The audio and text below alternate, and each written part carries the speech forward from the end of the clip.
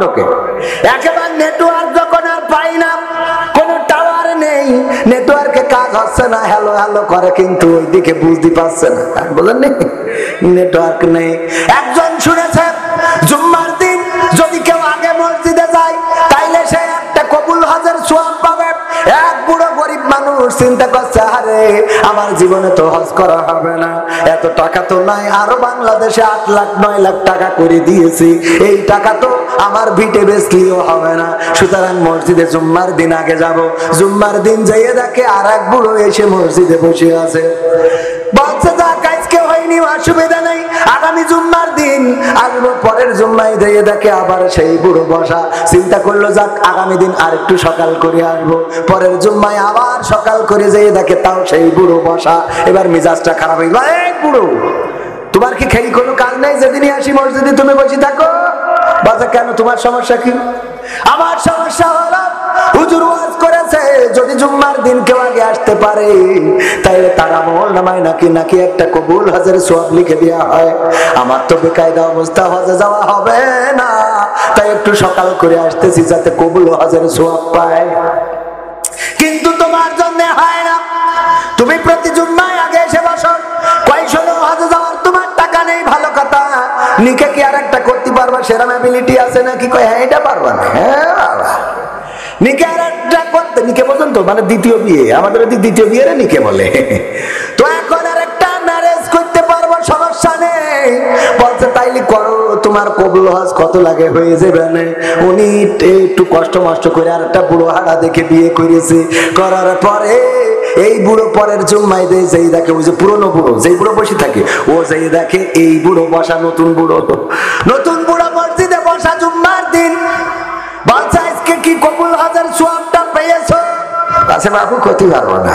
কে বলছো? বাবু বইলো না আমি 2টা বিয়ে করার পরে 2 বউ এত গুতগুতি করে রে, আমি ফজরে আইছি আর বাড়ি যাইনি রে বাপ, ফজরে আইছি আর বাড়ি যাইনি, 2টার গুতাগুতিতে আমি শেষ, আমার আর কোনো রাস্তা নেই।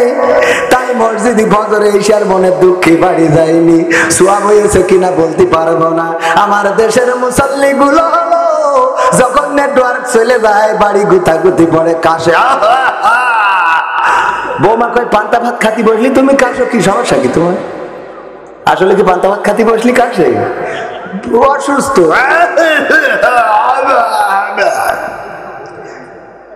এই ছেলে বলে আব্বা শুরু করি চাও কি, ভাত খাতি বসছি আর তুমি শুরু করি চাও। দেখে যে বাড়ি থাকার কায়দা নেই, এবার ওখানে যায় সিরিয়ালের দোকানে, মানে ওই যে চার দোকানে, ওখানে যাই যদি বসে আবার চা খাচ্ছে, অন্য যুবকরাও খাচ্ছে শুরু করে। তোমার কাজ নাকি চার দোকানে কেন তুমি? ওর নেই কোনো গতি। এইবারে যাই ইমামতিতি, এবার মসজিদে যাইয়ে ওখানে যাইয়ে পায়খানা করে হেগেছি আসে, তা পানি মারে না, ঠিক না বেঠে? ওই জায়গায় যাইয়ে লেটাই পেটায়, আর ওখানে তো কেউ কিছু বলার নেই, কারণ মসজিদ আল্লাহর ঘর, কি ডাকি কবে কথা কয় না। নেটওয়ার্ক যাওয়ার পরে মসজিদি, ওরে আল্লাহর বান্দারা রে, ওই ইবাদত কবুল হবে না রে। বুঝাই দেবো কেন হবে না, বুঝাই দেবো। ও আমার ভাইরা, আমার ভাইজানের ওয়াইফ বিয়ে করার পরে মুখে দাড়ি বলে ঘরে আসে না, এক ঘরে শোয় না, কারণ মানুষ বলেছে তোর বরের মুখে দাড়ি। এই কারণে বউ আলাদা সই যায়, এমন বুড়ো বরের সাথে শোয় না। উনি তাবিজ নিয়েছে বিভিন্ন জায়গায়, ওই যে হুজুরির কাছে, তারপরে মাদ্রাসার খাদিজাতুল কুবরার মাদ্রাসার মুফতামিমের কাছে, সবার কাছ থেকে তাবিজ নেওয়ার পরে কোনো কাজ হয় নাই। পীর সাহেবকে চরমনাই গেছে, হয় নাই। মাইজভান্ডারিতে গেছে, হয় নাই। খাজা বাবাই গেছে, হয় নাই। আমার তাইরি ভাইয়ের কাছে গেছে, তাও হয় নাই। আপনাদের এখানে মাজারুল ইসলাম মাঝারি ভাই এসেছে, ওর কাছ থেকে নিয়েছে, তাও হয় নাই। এবার গ্রামের একটা ভাঙাচুরা হুজুর ছিল, ওর কাছে যেই বলছে হুজুর গো, আমার বউ আমার ঘরে শোয় না, যদি একটা তাবিজ করিয়ে দিতেন। ও তাবিজ একটা করে দিয়েছে। ওই তাবিজ দিয়ে যেয়ে বলেছে যে বালিশের নিচেই দিবা, ওই দিন বালিশের নিচেই দিয়েছে। আর ওই রাতি বউ এসে ঘরে খুশি কি খুশি এতদিন কত বড় বড় হুজুরির কাছে গেলাম, কাজ হইল না। জামাতের নেতার কাছে গেলাম, হেফাজতের নেতার কাছে গেলাম, চরমানার নেতার কাছে গেলাম, আটরশির নেতার কাছে গেলাম, আওয়ামী লীগের ওলামা লীগের কাছে গেলাম, ধর্ম বিষয়ক মন্ত্রীর কাছে গেলাম, না কাজ হইলো না। আর গ্রামের এই ভাঙাচুরা হুজুর, যার কেউ ডাকে না তার তাবিজে এসেছে, ও তাড়াতাড়ি করে সকালবেলা গোসল মেরেই গেছে বাজার করার জন্য। বাজার করে এনে বোর কাছে দিয়েছে, নাও রান্না করো। এই যে মাছ, গোশ, হরিণের গোশ, ছাগলের গোশ, বিলার গোশ, হাতির গোশ সব ঘরে। বলছে এত বাজার কেন? আছে ঘটনা, আছে কৃষির ঘটনা, রাখতো। আমি আজকে এক হুজুরির দাওয়াত করি, খাবো। কোন হুজুরির? আছে, তুমি আগে রান্না করো না, তুমি বলো কিসের জন্য এত রান্তি হবে? কে এমন বড় মানুষ? এই আবার কমে গেল কেন? কমে গেল কেন? কে এমন বড় মানুষ? কমে গেল কেন?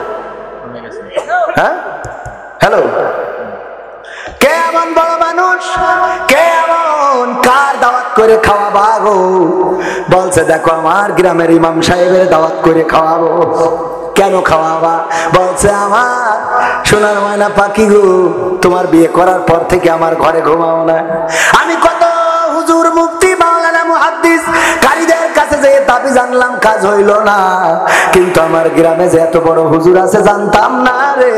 আমার এই ভাঙাচুরা হুজুরের তাবিজ আনলাম, আর ওই রাতে তুমি আমার ঘরে এসেছো।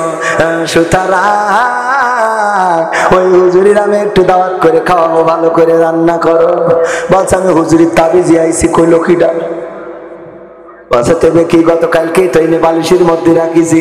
বলছে না, আমি হুজুরের তাবিজে আসি নাই, আমি এসেছি গতকাল আমি যে ঘরে ঘুমাই ওই ঘরে শিং কেটে একটা চোর ঢুকেছে। ঢুকে ঘরের মধ্যে যে টাকা পয়সা গয়না গাটি ছিল সব বের করে নিয়ে গেছে। আলনা আলমারিতে যা ছিল নিয়েছে, এলইডি নিয়েছে, টিভি, ওয়াইফাই, ইন্টারনেট যা ছিল সব ঘরে নিয়ে গেছে। নিয়ে যাওয়ার পরে লাস্টে শুধু আমি আর ওই খালি ঘরে ছাড়া কিছু নেই। এবার দেখি আমার দিকে তাকাচ্ছে, মনে করলাম আমারও তালি মনে হয় বা চোরে নিয়ে যাবে। এই ভয়তে আমি তোমার ঘরে আইছি, কারণ তাবিজি আসি নাই। স্বামী দুঃখ করে বলতেছে, ওরে আমার বউ গো, সেই তো আমার ঘরে আসলি, কিন্তু ঘরটা খালি করে তুই কেন আসলি? যদি একটু আগে আইতিস তাইলে ওখানে যেই আমি অন্তত কিছু সম্পত্তি রক্ষা করতে পারতাম না। তেমনি ভাবে যারা বুড়ো বয়সে করতে মসজিদে আসে, আমার আল্লাহ বলে, ওরে আল্লাহর বান্দা, তোদের কত করে ডাকলাম যে আয় নামাজের দিকে, আয় কল্যাণের দিকে, আয় কোরআনের কাছে, আয় ইসলামের কাছে, আইলি না। এমন সময় আইলি যেই সময় সব খালি রে। কথা কি বোঝা গেছে? পবিত্র কোরআনের সূরা তাহা 20 নম্বর সূরা 55 নম্বর আয়াত তেলাওয়াত করেছি। আয়াতটা সবাই পারি না, সবাই পারি, সবাই পড়ি, পড়েন সবাই। মিনহা খলাকনাকুম ওয়া ফিহা নুঈদুকুম ওয়া মিনহা নুখরিজুকুম তারাতান উখরা। এই আয়াত আমরা পড়ি কখন? মানুষ মাটি দেওয়ার সময়। কখন পড়ি? মাটি দেওয়ার সময়। আসলে কি এই আয়াতটা মাটি দেওয়ার জন্য নাজিল হয়েছে জানেন আপনারা? কেউ বলতে পারবেন না। পারবেন, অনেকেই পারবেন, সাহস করে বলেন না। আবার আমি তো পড়া নিচ্ছি যে তাই বলবেন। আসলে জানেন অনেকে। এখানে অনেক আলেম ওলামা আছে যারা আমার থেকে অনেক ভালো জানে, আমি এটা বিশ্বাস করি। তাদের সামনে কথা বলা অনেকটা বেয়াদবের মতো, কিন্তু কিছু তো করার নাই, কারণ ভালো আলেম তুলে দিলে আপনারা তো থাকবেন না। এ ভাই আওয়াজটা কমে যাচ্ছে কেন? আজ থেকে একটু আর একটু বাড়াই দেন, টাকা ধরি দেবো না। হ্যাঁ, একটু আওয়াজ দেন। হ্যাঁ, এইবার একটু আওয়াজ না পালে আমাদের নেটওয়ার্কে কাজ করে না। এখন বড় আলেম যদি এখানে তুলে দেওয়া হয়, আলেম যদি সুন্দর করে ওই যে হাস রস কৌতুক দিয়ে না কইতে পারে, তাহলে তো শুনবেন না। এটা আর এক জ্বালা। সত্য বলছি না মিথ্যা বলছি? গ্রামের মসজিদের মুয়াজ্জিন, গ্রামের মসজিদের ইমাম অত্যন্ত সুন্দর চমৎকার আলোচনা করে। এই মসজিদের ইমামের আলোচনা কয়জন শোনেন? না, শোনেন না। এমনকি আমার গ্রামে, আমার মসজিদেও আমাকে বেশি কথা বলতে দেওয়া হয় না, কারণ আমার ওয়াজ গ্রামের মানুষ শোনে না রে। বুঝলেন? কয় ওর আজ কি শুনবো? আমাদের অবস্থা হলো, আবার আমার গ্রামে বাইরে থেকে হুজুর, আমি নিজেই এবার আবার একটা হুজুর ভাড়া করেছি। প্রধান বক্তা সে আর দ্বিতীয় বক্তা আমি, টাকা তুলতে হবে। বলেন নেই? কারণ আমার গ্রামের মানুষ ওরা টাকা দিয়ে অন্য হুজুরে নিয়ে ওয়াজ শুনবে, কিন্তু ফিরিয়ে আমার ওয়াজ শুনতে রাজি না। আপনার গ্রামেও সেম অবস্থা। অনেকে ইমাম বাছাই করে, ইমাম সাহেবের গ্রামের যে হাফেজ তাকে মসজিদে ইমামতিতে নেয় না, কারণ ওর বউ নাকি মাঠে ছাগল খাওয়াতে যায়। তো বাইরের গ্রামে যে হুজুর আসে তার বউ যে গরু খাওয়াতে যায় না, তার গ্রাম ঠিকই কথা কয় না। তুমি যে বাইরের হুজুর এনে গ্রামের ছেলেটারে যদি তুমি প্রতিষ্ঠিত করে দিতে, তাইলে ওর তো কষ্ট করে এই শীতের সকালে সাইকেল চালায় 3 মাইল দূরে যে নামাজ পড়ানো লাগে, আর তোমার গ্রামে আবার 6 মাইল দূরত্বে আর এক হুজুর আসে। তুমি যদি তোমার গ্রামের ইমামদারে চাকরি দিতে এখানে, তাইলে বাড়িতে থেকে 2টা গরু পুষতে পেত, আবার ইমামতিও করতো। সুতরাং 2টা টাকা কম দিলেও কোনো অসুবিধা ছিল নাকি? কথা কয় না। এই মাইন্ডসেট আমাদের নেই যে আমাদের গ্রামের লোকের ছেলের ইমামতি দেবো তো বড় লোক হয়ে যাবো। ও দেবো কেন? ও লিডারিও করবে কেন? খেলা হবে না, ও দিয়ে খেলা। সত্য বলছি না মিথ্যা বলছি? এই মাইন্ডসেট দূর করার দরকার আছে না নেই? মাইন্ডসেট দূর করতে পারবে? গ্রামের যে ইমাম, গ্রামের হাফেজ, গ্রামের কোরআনের খাদেম, তাদেরকে গ্রামের মসজিদে ইমামতি দেবেন, যেন কষ্ট করে অন্য দূরে না যেতে হয়। ও আমার ভাইরা, এটা যদি করতে পারেন, তাহলে আপনার গ্রামের হুজুর আপনার গ্রামেই থেকে গেল। এই যে কটা উঠেছে দেখেন, সবগুলো জুব্বা পরা, সবগুলো জুব্বা পরা না? এটা দেখবেন প্রতি মাহফিলে আমি প্রায়ই বলি যে আপনারা আসেন কেন ভাই? আপনারা বড় বড় আলেম ভাই, আপনারা দূরই থাকবেন। এই ছোট ছোট মানুষদের নাম দেখিয়ে খবরদার রাখবেন না। বড় বড় পরহেজগার, মুহাদ্দিস, মুফতি ওইগুলো আগে উঠে চলে গেল, তো অন্যরা কি করবে? নিজেরা যারা ইমামতি করে, অধিকাংশ ইমাম আছে ইমামতির জন্য নামাজ পড়ায়, যখন ইমামতিটা ছুটিতে যায় নামাজও পড়ে না, সেই হুজুরগুলো উঠে গেল। সত্য বললাম কিনা যাচাই করে দেখেন, আমি বলে রাখলাম। কারণ এরা আল্লাহর জন্য বসে না, কথা কয় না। এখানে বসেছেন আমার জন্য না আল্লাহর জন্য? এখানে বসাটা কার জন্য হবে? আল্লাহর জন্য। আমি যে কথা বলছি আমার বাপের কথা বলছি, একটা কথা আমি বানানো কথা বলেছি। তো আপনার গায়ে লাগলো কেন, জ্বলল কেন, সমস্যা কেন? কোন জায়গায় সমস্যা, কোন জায়গায় ভুল? আসো স্টেজে এসে বলি দাও, আমি তোমার ভুল মেনে নিয়েছি, তুমি উঠে চলে যাচ্ছ। হুজুর মানুষ তুমি, জুব্বা পরা, লম্বা পাঞ্জাবি পাগড়ি পরে বসে আছো, তোমার ভালো না লাগলে মোট এখানে এসে না পরিবেশ নষ্ট করবা কেন? কথা কয় না, ঠিক না? আমি ঠিক বললাম? এই পরিবেশ নষ্ট করা মানুষগুলো দেখলে আমার সত্যি গা জ্বলে। সে যত বড় জুব্বাওয়ালা, জুব্বা পরবা, জুব্বার সম্মান রাখবা। তুমি শিখাবা যে এখানে বসলে সোয়াব আছে, বা তুমি আগে তেজ মারি উঠে চলে যাবা, তা তুমি এটা শিখাও কেন? তোমার কাছ থেকে তো আমি শিখে বলতেছি, তার বিপদ তাহলে আমার বেশি। কথা কয় না? কি হবে বেঁচে থেকে অযথা বিদ্যা শিখে, যদি না গড়তে পারি শোষণবিহীন সমাজটাকে? কি হবে বেঁচে থেকে? কি হবে আলেম হয়ে ইমাম সেজে সমাজেতে, পারো যদি সত্য কথা উচ্চ স্বরে না বলিতে?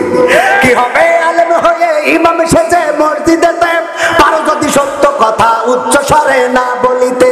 চাকরি ভাই করো যদি ছেড়ে দাও ইমামতি, চাকরি ভাই করো যদি ছেড়ে দাও ইমামতি।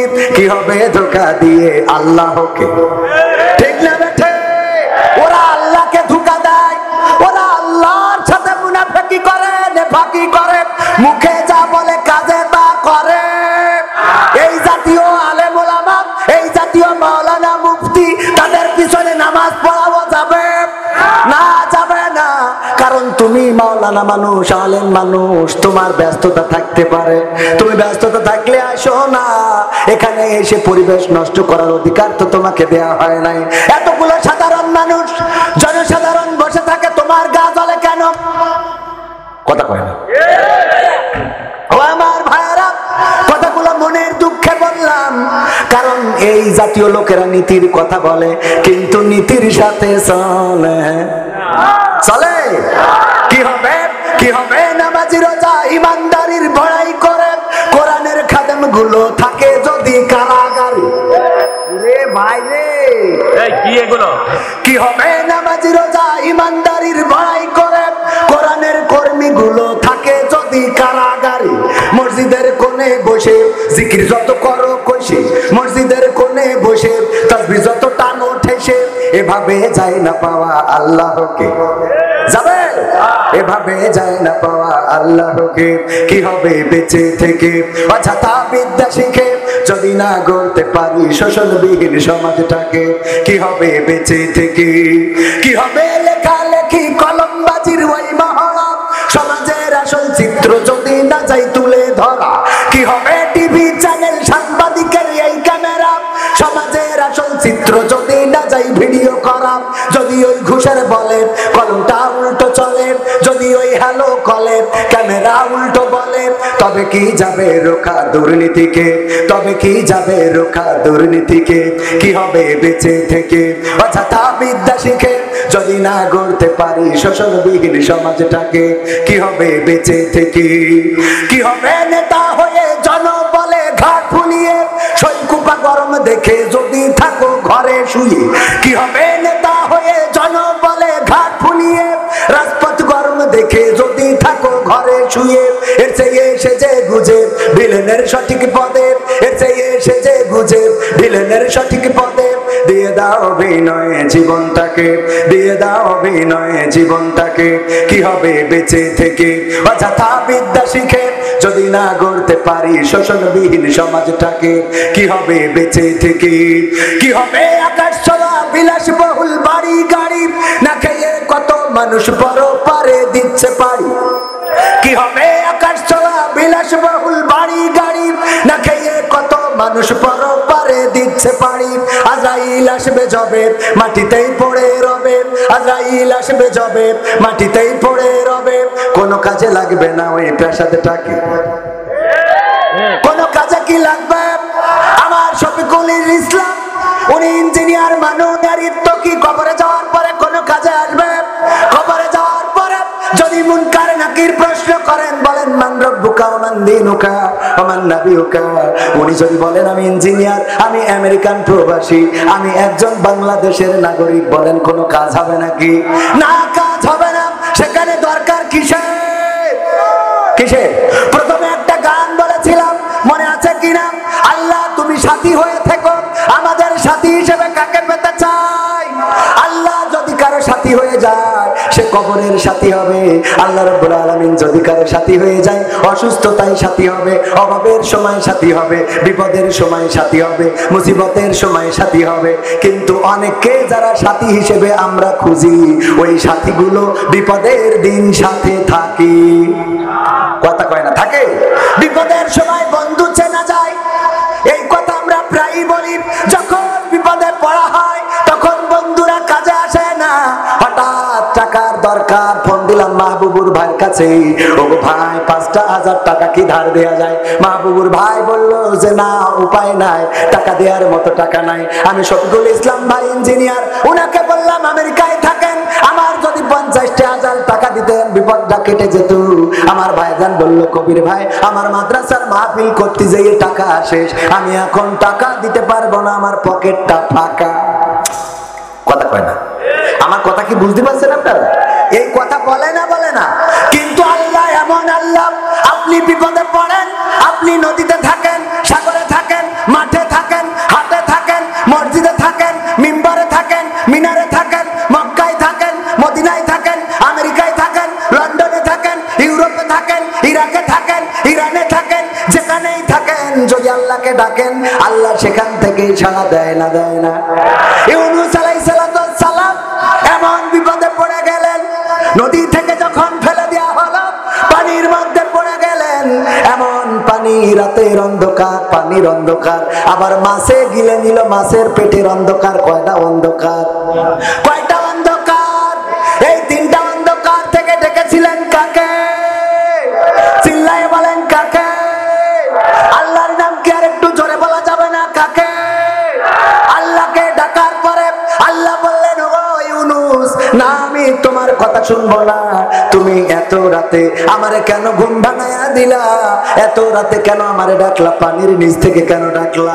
কেন তুমি নদীর উপরে থাকার পরে থাকার সময় ডাকো নাই? বিপদে পড়ে কেন ডাকলা? এই কথা বলেছে নাকি? না, বলে নাই। বরং আল্লাহ কি বললেন? ও ইউনূস, তুমি যখন আমাকে ডেকেছো তিনটি অন্ধকারের মধ্য থেকে, রাতের অন্ধকার, পানির অন্ধকার আর মাছের পেটের অন্ধকার, তোমার আওয়াজ, তোমার চিৎকার পৃথিবীর কেউ শোনে নাই, আমি আল্লাহর আরশে আজিম থেকে শুনলাম, আর আমি মায়া মাছের পেটের জ্বালা যন্ত্রণা বাড়িয়ে দিলাম, আর মাছ এসে তোমাকে আবার নিরাপদ স্থানে রেখে চলে গেল। বলেন সুবহানাল্লাহ।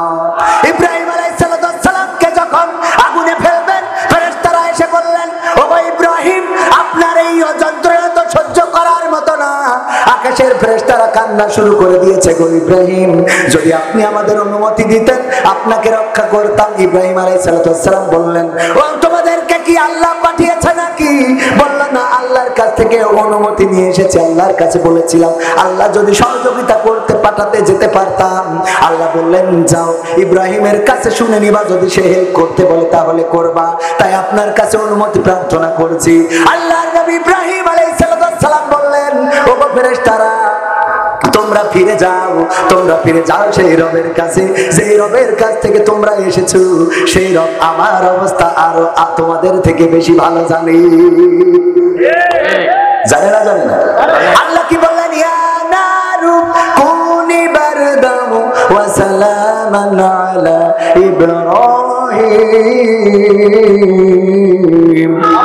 আল্লাহ বললেন, ওগো আগুন, তোমাকে আমি বলে দিচ্ছি, শোনো, তুমি আমার ইব্রাহিমের জন্য ঠান্ডা আরামদায়ক শীতল হয়ে যাও, আর ইব্রাহিমের জন্য আগুনটা তখন ঠান্ডা আরামদায়ক শীতল হয়ে গেল। বলেন সুবহানাল্লাহ। যখন ইসমাইল পানির জন্য ছটফট করছিলেন, হাজরা আলাইহিস সালাম একবার সাফাতে ওঠেন আর একবার মারওয়া পাহাড়ে ওঠেন। সাফার মারওয়া দৌড়দৌড়ি করলেন কয়বার? 7বার দৌড়াইলেন। হঠাৎ মনে পড়ে গেল, আমার সন্তান এতক্ষণ বেঁচে আছে নাকি মারা গেল নাকি।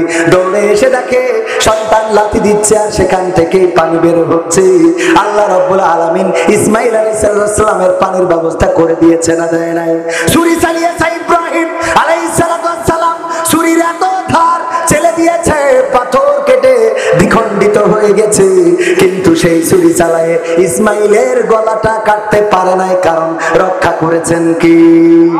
আবার তুর পাহাড় মুসা আলাইহিস সালাম যখন আল্লাহকে দেখতে চাইলেন, আল্লাহর নূরের ঝলকানিটা দেখালেন, আর সাথে সাথে তুর পাহাড় পুড়ে কয়লা হয়ে গেল। মুসা আলাইহিস সালাম পুড়েছিলেন নাকি? না, পড়েন নাই। তুর পুড়ে ছাই হয়ে গেল, মুসা আলাইহিস সালাম পুড়ল না। এমন ভাবে আল্লাহ রাব্বুল আলামিনকে যারা চেয়েছে, আল্লাহকে যারা খুঁজেছে, তারা আল্লাহকে পেয়েছে, আর যারা চায় নাই তারা আল্লাহকে কখনো পায়। কথা কয় নাই?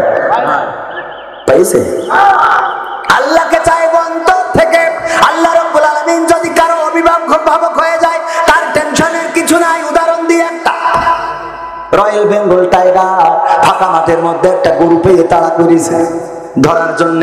গরু দৌড়ায়, টাইগারও দৌড়ায়। দৌড়াইতে দৌড়াইতে গরু দেখে এক জায়গায় নরম কাদা আছে, ওই কাদার মধ্যে ঝাঁপ দিয়েছে, আর বাঘও ঝাঁপ দিয়েছে, কিন্তু বাঘের দৌড়টা এত বেশি ছিল যে ও গরু রেখে আর 3 হাত সামনে যেয়ে পড়েছে কাদার মধ্যে।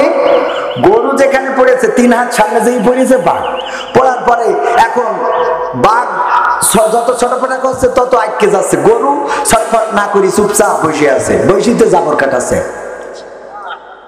বাঘ বলতেছে, আসলে তো তুই বলো। বলছে, কে? বলছে, এই বিপদে পড়ে আছি কাদার মধ্যে, তুইও বেরোতে পারছিস না, আমিও বেরোতে পারছি না, এর মধ্যে তুই যে জাবর কাটাচ্ছিস, তোর তো আসলে বলো ছাড়া তো কিছু বলা যায় না। তা বলছে, তোর সমস্যা কি? সমস্যা না, আমি যদি তোরে ধরতে পারতাম তাইলে তোরে আমি খেয়ে আমি বেঁচে থাকতাম, তুই মারা যাচ্ছিস সেটা ঠিক, কিন্তু আমি তো বেঁচে থাকতাম। আবার তুই যদি দৌড়ে পালাতে পারতিস তাহলে দুইজনই বেঁচে থাকতাম। আবার এখন যে বিপদে আমরা পড়েছি, চিন্তা করি দেখ, তুইও বাঁচবি না, আমিও বাঁচবো না। কয়, টাইগার আসলে বলো তো আমি না, বলো তো তুই।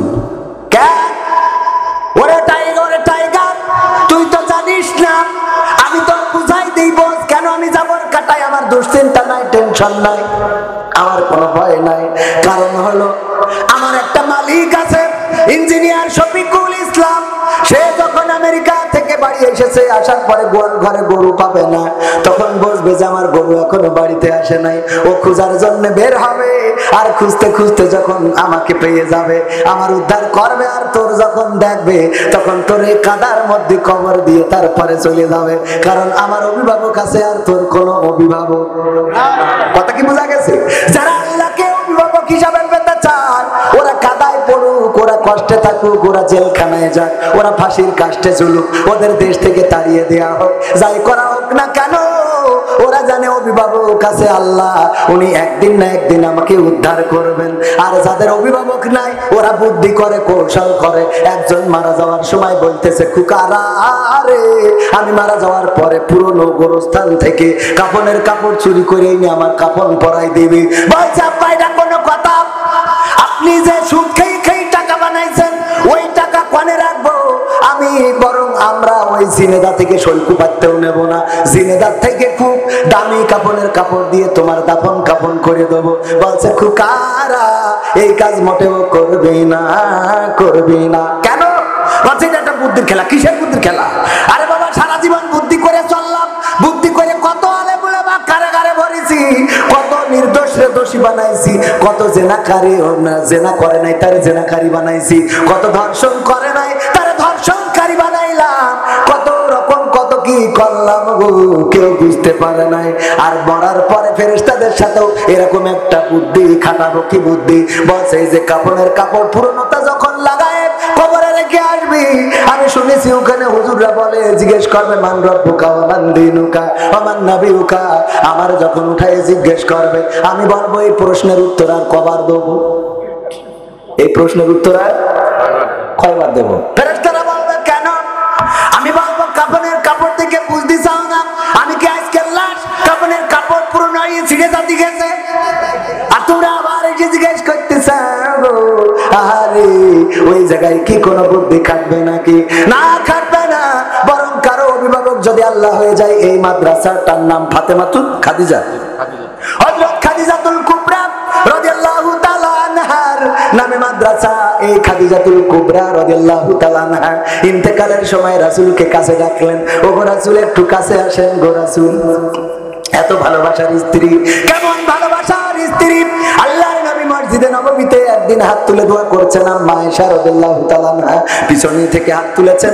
আল্লাহর নবী বলছেন, ও আল্লাহ, পরকালের ময়দানে যেদিন সন্তান তার মার পরিচয় দেবে না, মা তার ভাইয়ের সন্তানের পরিচয় দেবে না, ভাই তার বোনের পরিচয় দেবে না, বোন তার ভাইয়ের পরিচয় দেবে না, ও আল্লাহ, ওই পরকালের ময়দানে আমি যেন আমার খাদিজাকে না হারাই, তোমার কাছে আমি ফরিয়াদ করি। আম্মা আয়েশা রাদিয়াল্লাহু তাআলা আনহা মুনাজাত শেষ হওয়ার পরে নবীকে বললেন, ও নবী, আপনি 25 বছর বয়সে 40 বছর বয়সী বৃদ্ধাকে বিয়ে করেছিলেন, তার কথা কেন এখনো ভুলতে পারেন না? তার চেয়ে সুন্দরী স্ত্রী কি আপনার ঘরে আর একটাও নাই? আল্লাহর নবী বললেন, ও আয়েশা, এমন কথা বলো না, এমন কথা বলো না, বলো না। তোমরা তো আমার সুখের দিনের স্ত্রী, আর আয়েশা ছিল আমার বড় কষ্টের দিনের স্ত্রী। আল্লাহর নবীর স্ত্রী আম্মা আয়েশা বললেন, ও নবী গো, আমার ভুল হয়েছে, আপনি যদি আমাকে একটু খাদিজা রাদিয়াল্লাহু তাআলা আনহা সম্বন্ধে বলতেন। খাদিজা রাদিয়াল্লাহু তাআলা আনহার সম্বন্ধে আল্লাহর নবী বললেন, যখন মক্কার অলিতে গলিতে দাওয়াত দিয়ে বেড়াতাম, বাতিলেরা আমার দিকে পাথর মারতো, কেউ থুতু নিক্ষেপ করতো, কেউ বা পাগল বলতো, কেউ বা সিজদায় গেলে মুঠের মরা পচা নাড়ি বুড়ি চাপিয়ে দিত। এমন জুলুমের সময় দিনের আলোতে বেরোতে পারতাম না, রাতের অন্ধকারে দিন প্রচার করে বেড়াতাম। গভীর রাতে যখন ঘরে ফিরতাম, এসে ডাক দিতাম খাদিজা, আর অমনি দরজাটা খুলে যেত। আমি একদিন খাদিজাকে জিজ্ঞাসা করলাম, ও গো খাদিজা, তুমি কি ঘুমাও না? যতদিন আসলাম, যত রাত, যত গভীর রাত হোক না কেন, এসে যখন দরজায় এসে একবার করে ডাক দিই, আর অমনি দরজাটা খুলে যায়। ও গো খাদিজা, তুমি কি ঘুমাও না? খাদিজা বললেন, ও গো নবী গো, আপনি থাকেন দিনের দাওয়াতে, আপনি থাকেন কোরআনের দাওয়াতে, বাতিলের আপনাকে কোথায় মারে কোথায় ধরে, আর আমি আপনার স্ত্রী হয়ে কেমন করে খাটের সাথে পিঠটা লাগাই আরামে ঘুমায় থাকি। এই জন্য যতক্ষণ পর্যন্ত আপনি বাড়িতে আসেন না, ততক্ষণ পর্যন্ত আমি দরজায় দাঁড়িয়ে থাকি, এবং দরজায় দাঁড়িয়ে পিঠ লাগাইয়া লাগাইয়া ঘুমাই। আপনি এসে যখন ডাকেন, তখন সাথে সাথে দরজা খুলে দিই। বলেন সুবহানাল্লাহ। এমন স্ত্রী আমাদের ঘরে আছে নাকি? না, নাই। কারণ স্ত্রী ভালো হবে কি? আমি তো ভালো না। কথা কয় না? আমি সারাদিন সিনেমা দেখবো, টিভি দেখবো, চায়ের দোকানে, তাসের আড্ডায়, carrom board, free fire, PUBG, বাবজি, ইয়াবা, বাবা সব খেয়ে বাড়ি আসবো, আর স্ত্রী তাহাজ্জুদের যায় নামাজে বসে থাকবে। পাগল পাইছে? কথা কয় না? তাহাজ্জুদের বিছানায় বসে থাকবে? বরং না, ডিশ এন্টিনা স্টার জলসা চলবে, আর তা না হলে মুখলে বল্টুর সাথে বলবে বল্টু গো এখনো সে বাড়ি আসে নাই, তুমি আরো 20 মিনিট কথা বলো। ঠিক না বেঠে? তুমি যেমন ওই পাশেও তেমন হবে রে। লাইলাতুল 14 ফেব্রুয়ারি আছে না নাই? যুবকদের মনে আছে না নাই? ওরে আল্লাহ, ওই দিন রাস্তাঘাটে চলা যাবে না, আমার গদখালিতে ফুলের দোকানের ভিড়, আরে ওই জায়গায় পা ফেলা যায় না। একটু রাস্তা দিয়ে যে চলবেন তা আমার এই যুবক যুবতীদের জন্য চলা হবে না। এই যুবক যুবতী গুলো কারা? ওরা তো আমার আপনার সন্তান, ওরা আমার আপনার ভাই, ওরা আমার আপনার প্রতিবেশী। তাহলে ওদেরকে সচেতন কে করবে? কেউ করে না, বরং যার মতো সেই চলে। আজকে যেন জাহান্নামে যাওয়ার জন্য পাল্লা পাল্লি শুরু করেছে। ঠিক না বে ঠিক? আর মরার পরে তারপরে আমরা বলি বিসমিল্লাহি ওয়া আলা মিল্লাতি রাসূলিল্লাহ, আল্লাহর নামে রাসূলের দলে তুলে দিলাম। অথচ বেঁচে থাকতে কোনোদিন রাসূলের দলে চড়ে নাই, মুখে দাড়িটা রাখে নাই, মাথায় টুপিটা পরে নাই, পাঞ্জাবিটা গায়ে দেয় নাই, পাগড়িটা পেছায় নাই, ক্লিন শেভ, চুলের কাটিং, কুত্তা কাটিং, আবার বুড়ার লেজের মতো করে রেখেছে। তারপরে ফ্রি ফায়ার পাবজি, আজান দিলে মসজিদে যায় না, কারণ উনি প্যানে করে ফেলে, এই জন্যই উনি মসজিদে যায় না। ডাকলেই বলে যে প্যানের সমস্যা, কাপড়ের সমস্যা, এগুলো করে না করে না। আজকালকের ছেলেরা বই নিয়ে আর বসে না, ও বাবা গুগলে সার্চ করিয়া পড়ে। ওরে কালের মেয়েরা কোরআন হাদিস ধরে না, আমার ঝিনেদা শৈলকুপার মা বোনেরা কোরআন হাদিস পড়ে না, ও আল্লাহ টিকটকে ভিডিও ওরা করে। আজকালকের ছেলেরা বই নিয়ে আর বসে না, গুগলে সার্চ করিয়া পড়ে। আগের সময় প্রেম করিলে ইঞ্জিনিয়ার শফিকুল ইসলাম বলতো পাইছো কি, এখন বলে শখ করিয়া বাবু তুমি খাইছো কি। ঠিক না বেঠে?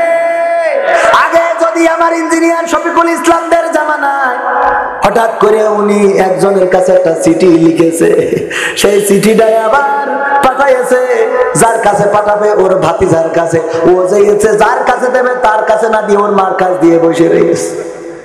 এই চিঠি যখন ধরা খেয়েছে, ওই যে ইঞ্জিনিয়ার পড়াই আমেরিকায় চলে গেছে আর আসি। মানে ওইটা উদাহরণ, কথার কথা বোঝেন নি? সত্য বললাম না মিথ্যা? খালি চিঠি ধরা খেয়েছে, তার জন্য ঢাকা গার্মেন্টসে চলে গেছে মুখ দেখাবো কি করে গো, আমি চিঠি লিখেছি ধরা খেয়ে গেছি। সত্য না মিথ্যা? আগের সময় চিঠিটা পাঠাইতে লজ্জা করতো, আর এখন গর্ভবতী করে দেয়, তাও লজ্জা হয় না, কয় হ্যাঁ ঠিক আছে বিয়ে পড়াই দাও, কয় আমি তো হ্যাঁ আমি। কত পাওয়ার বিয়ের আগেই দেশ বেরিয়ে দেশ। সত্যি না মিথ্যা বলেন? 100 জনকে ধর্ষণ করলো জাহাঙ্গীরনগর বিশ্ববিদ্যালয়ে, 100 জন ধর্ষণ করে ধর্ষণের সেঞ্চুরি উদযাপন করলো। বলেন নাউজুবিল্লাহ।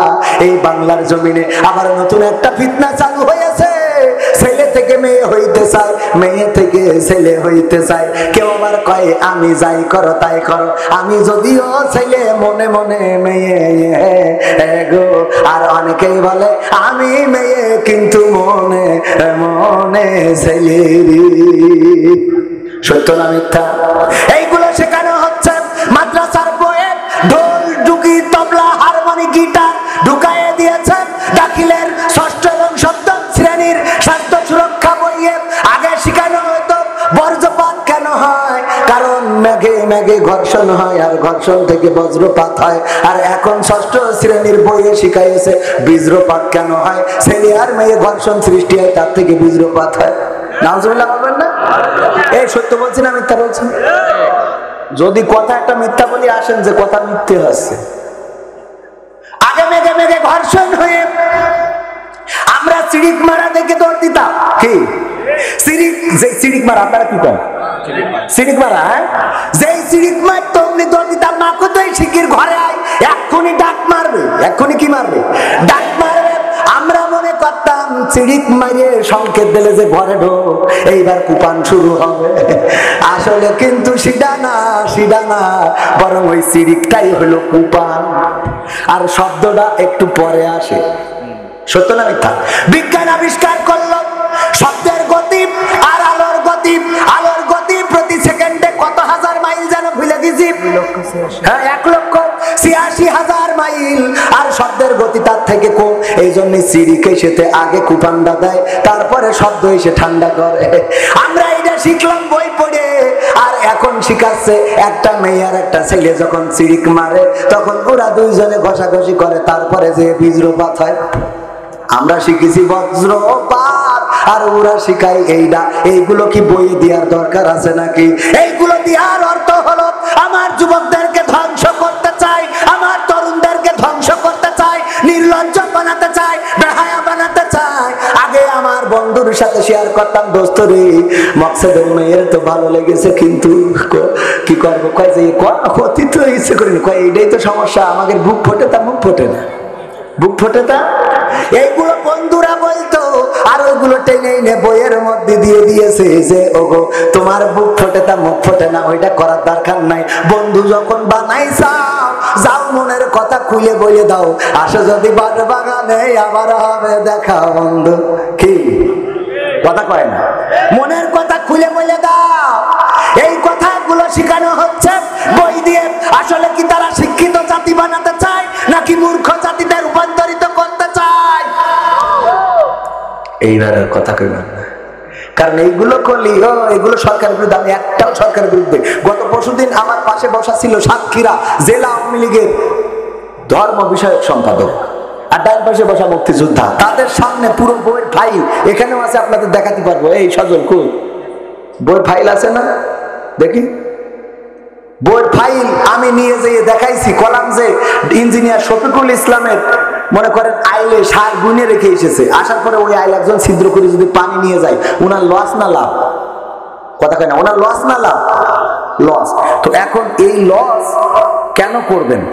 দেখেন, স্বাস্থ্য সুরক্ষা বোর্ড দাখিল 6ষ্ঠ শ্রেণী একটা মাদ্রাসার ছাত্রীরা এরকম লেবাসে কি আসে? মাদ্রাসার ছাত্রীরা মাদ্রাসার বইয়ে এই ছবি দেওয়ার কি কোনো দরকার ছিল? আচ্ছা গেল, দেখেন এখানেও কোন পর্দা বোরখা আছে, অথচ মাদ্রাসা বোরখা ছাড়া হয়। এখানে দেখেন শিল্প সংস্কৃতির মধ্যে ঢোল, ডুগি, তবলা, হারমোনি, এগুলো কি আমাদের শিক্ষা ব্যবস্থায় আছে? তাহলে এইগুলো কেন? শুধু এখানে না, এটা তো উপরে শুধু বইয়ের কভার দেখালাম। এবার ভিতরে দেখেন ডাইরেক্ট কিভাবে ঢোল বাজাইতে হবে মাদ্রাসায় যে শিখাচ্ছে, এ সহ্য না করি পারাবে? বলেন আপনারা। এই যে দেখেন এখানে কে সবচেয়ে ভালো ডুগি তবলা বাজাতে পারতো, নাচ শিখতে পারতো, নৃত্য শিল্পী, তার পরিচয় তুলে ধরা হয়েছে। আমাদের মাদ্রাসায় এটা শিখার কোনো দরকার আছে? এখানে মানচিত্র একটা দিয়েছে, কিন্তু এই মানচিত্রের মধ্যে ইসরায়েলের নাম আছে, তা ফিলিস্তিনের নাম নেই। সহ্য না করি পারবেন আপনি? আচ্ছা, এরপরে দেখেন এখানে কিভাবে নাচতে হবে, তাকে নাকে দিনটা মাজাটা কোনে গেলে ভালো স্প্রিং করবে। এখানে হারমোনি কিভাবে সারে গা মা সুর তুলবেন, এখানে কিভাবে আপনি এই তবলাটারে কন্ট্রোল করে বাজাবেন, দুধ থাকা এভাবে অসংখ্য। কয়টা দেখাবো? এই যে দেখেন কত দেখাবো আপনাদের। এইগুলো মাদ্রাসা শিক্ষার জন্য কোনো দরকার আছে? এইগুলো বললে কি সরকার বিরোধী কথা? সরকার বিরোধী কথা আমরা বলিনি ভাই, আমরা এই দেশের মানুষ, সরকারের পক্ষের লোক। আমি বলি শিক্ষা ব্যবস্থায় যে রামেরা বামেরা বসে গেছে, তারা মাদ্রাসা শিক্ষা ব্যবস্থাকে ধ্বংস করার চূড়ান্ত পাই তারা করছে, বলেন ঠিক কিনা? এই শিক্ষা ব্যবস্থায় যারা রয়েছে তাদেরকে পরিবর্তন করতে হবে, কারণ ওরা রাম, ওরা বম, ওরা বাংলাদেশের নয়, দাদার দেশ থেকে আমদানি হয়েছে। আর দাদার দেশ থেকে যদি আমদানি হয়, তারা বোঝা যায় যে কোন জিনিস হবে। ঠিক না বেঠে? আমাদের বাবরি মসজিদ ভেঙেছে 1949 সালে। বাবরি মসজিদটা সেখানে বললো যে এখানে রাম মূর্তি পাওয়া গেছে, এটা ছিল ষড়যন্ত্র। মসজিদের মধ্যে মূর্তি রেখে সে ঘোষণা করে দিলে রাম মূর্তি পাওয়া গেছে, এই বলে ওই জায়গাটা ঘিরে দিলে মুসলমানও যাবে না, হিন্দুও যাবে না। 1992 সালে কোর্টের মাধ্যমে একটা যে এই মসজিদটা আসলে মসজিদ না, এটা হলো মন্দির, হিন্দুদের রাম মন্দির, এই বলে সেটা ওপেন করে দিল। আর সেখানে সেই মসজিদটা ভাঙা হলো, ভাঙলো 1992 সালে অটল বিহারী বাজপেয়ী তার নেতৃত্বে বাবরি মসজিদ ভাঙা হলো, মুসলমানদের কলিজায় আগুন ধরানো হলো। শুধু তাই নয়, এই বছর 2024 সালে এসে তারই সেই অটল বিহারী বাজপেয়ীর পথের পথিক নরেন্দ্র মোদী সরকার সেখানে ওই রাম মন্দির নির্মাণ করে 22শে জানুয়ারি উদ্বোধন করে শেষ ব্রেকটা ঠুকে দিয়েছে। যারা বলে ধর্ম নিরপেক্ষতা মতবাদে বিশ্বাসী, তারা আসলে ধর্ম নিরপেক্ষতা মতবাদ চায় না, বরং তারা বিশ্বের জমিনে হিন্দুয়ানি মতবাদ কায়েম করতে চায়। ঠিক না বেটে? আমার দেশে কোথাও মন্দির ভেঙে মসজিদ হয়েছে একটাও দেখাতে পারবেন না? পারবেন? মন্দির ভেঙে মসজিদ হয় নাই। যেই দেশ ধর্ম নিরপেক্ষতার কথা বলে সেই দেশে মসজিদ ভেঙে মন্দির, মন্দির ভেঙে মসজিদ হয়েছে। এটা দুঃখজনক। আর আজকে আমাদের শিক্ষা ব্যবস্থায় এইগুলো ঢুকানো হয়েছে। এইগুলো কইলেই কয় হুজুর সরকার বিরোধী কথা বলবেন না। আরে বাবা, সরকার বিরোধী কথা কি? আমি তো ওই যে আগে বললাম যে সার বুনে রেখে এসেছে, একজন ছিদ্র করে দিয়েছে, পানি বের হয়ে চলে যাচ্ছে, তাহলে ওনার ক্ষতি না? এটা ওনার বলে দেওয়ার দরকার আছে না নাই? বলে দিলে উনি যেই অন্তত গর্তটা বন্ধ করে দিতে পারবে। তো আমাদের দেশেও ঠিক ওই রকম সরকার পদ্মা সেতু করছে, মডেল মসজিদ করছে, ইমামদের ইসলামিক ফাউন্ডেশনের মাধ্যমে বেতন দিচ্ছে, ইসলামী শিক্ষা ব্যবস্থা কত কি করতেছে। আর এর মধ্যে ডুগি তবলা মাদ্রাসায় ঢুকাই দিয়ে সেই ইন্দুরি কেটে দেওয়ার মতো পানি বেরোয় চলে যাচ্ছে, সরকারের ক্রেডিট সব শেষ। ঠিক না বে? ঠিক কথা কয় না? ঠিক না বেঠে? এইগুলো সচেতন করার দরকার আছে না নাই? এইগুলোর জন্য যদি প্রতিবাদী না হন, শুধু এখানেই শেষ না, কিশোরগঞ্জে ইসলাম শিক্ষা বইয়ের মধ্যে হিন্দুদের মূর্তির পরিচয়, গোটা বই হিন্দুদের মূর্তি দিয়ে ভরা। দেখেছেন না টেলিভিশনে? দেখেছেন না আপনারা? এই কাজটা কেন করা হলো? যেই দেশে মুসলমান এত বেশি, সেই দেশে হয়তো এমন হইতে পারত যে হিন্দুদের বইয়ের মধ্যে ইসলাম শিক্ষা ঢুকে গেছে। ঠিক না বে? ঠিক। কারণ বেশি যেটা সেইটা হওয়ার কথা না, কম যেটা সেটা হয় কি করে? কম যেটা সেটা কিভাবে হবে? বরং হিন্দুদের, তবে আমরা চাই না যে হিন্দুদের বইয়ের মধ্যে ইসলাম শিক্ষা ঢুকুক আর আমাদের ইসলাম শিক্ষার মধ্যে হিন্দুদের মূর্তি ঢুকুক। এটা আমরা কেউ চাই? এটা আমরা চাই?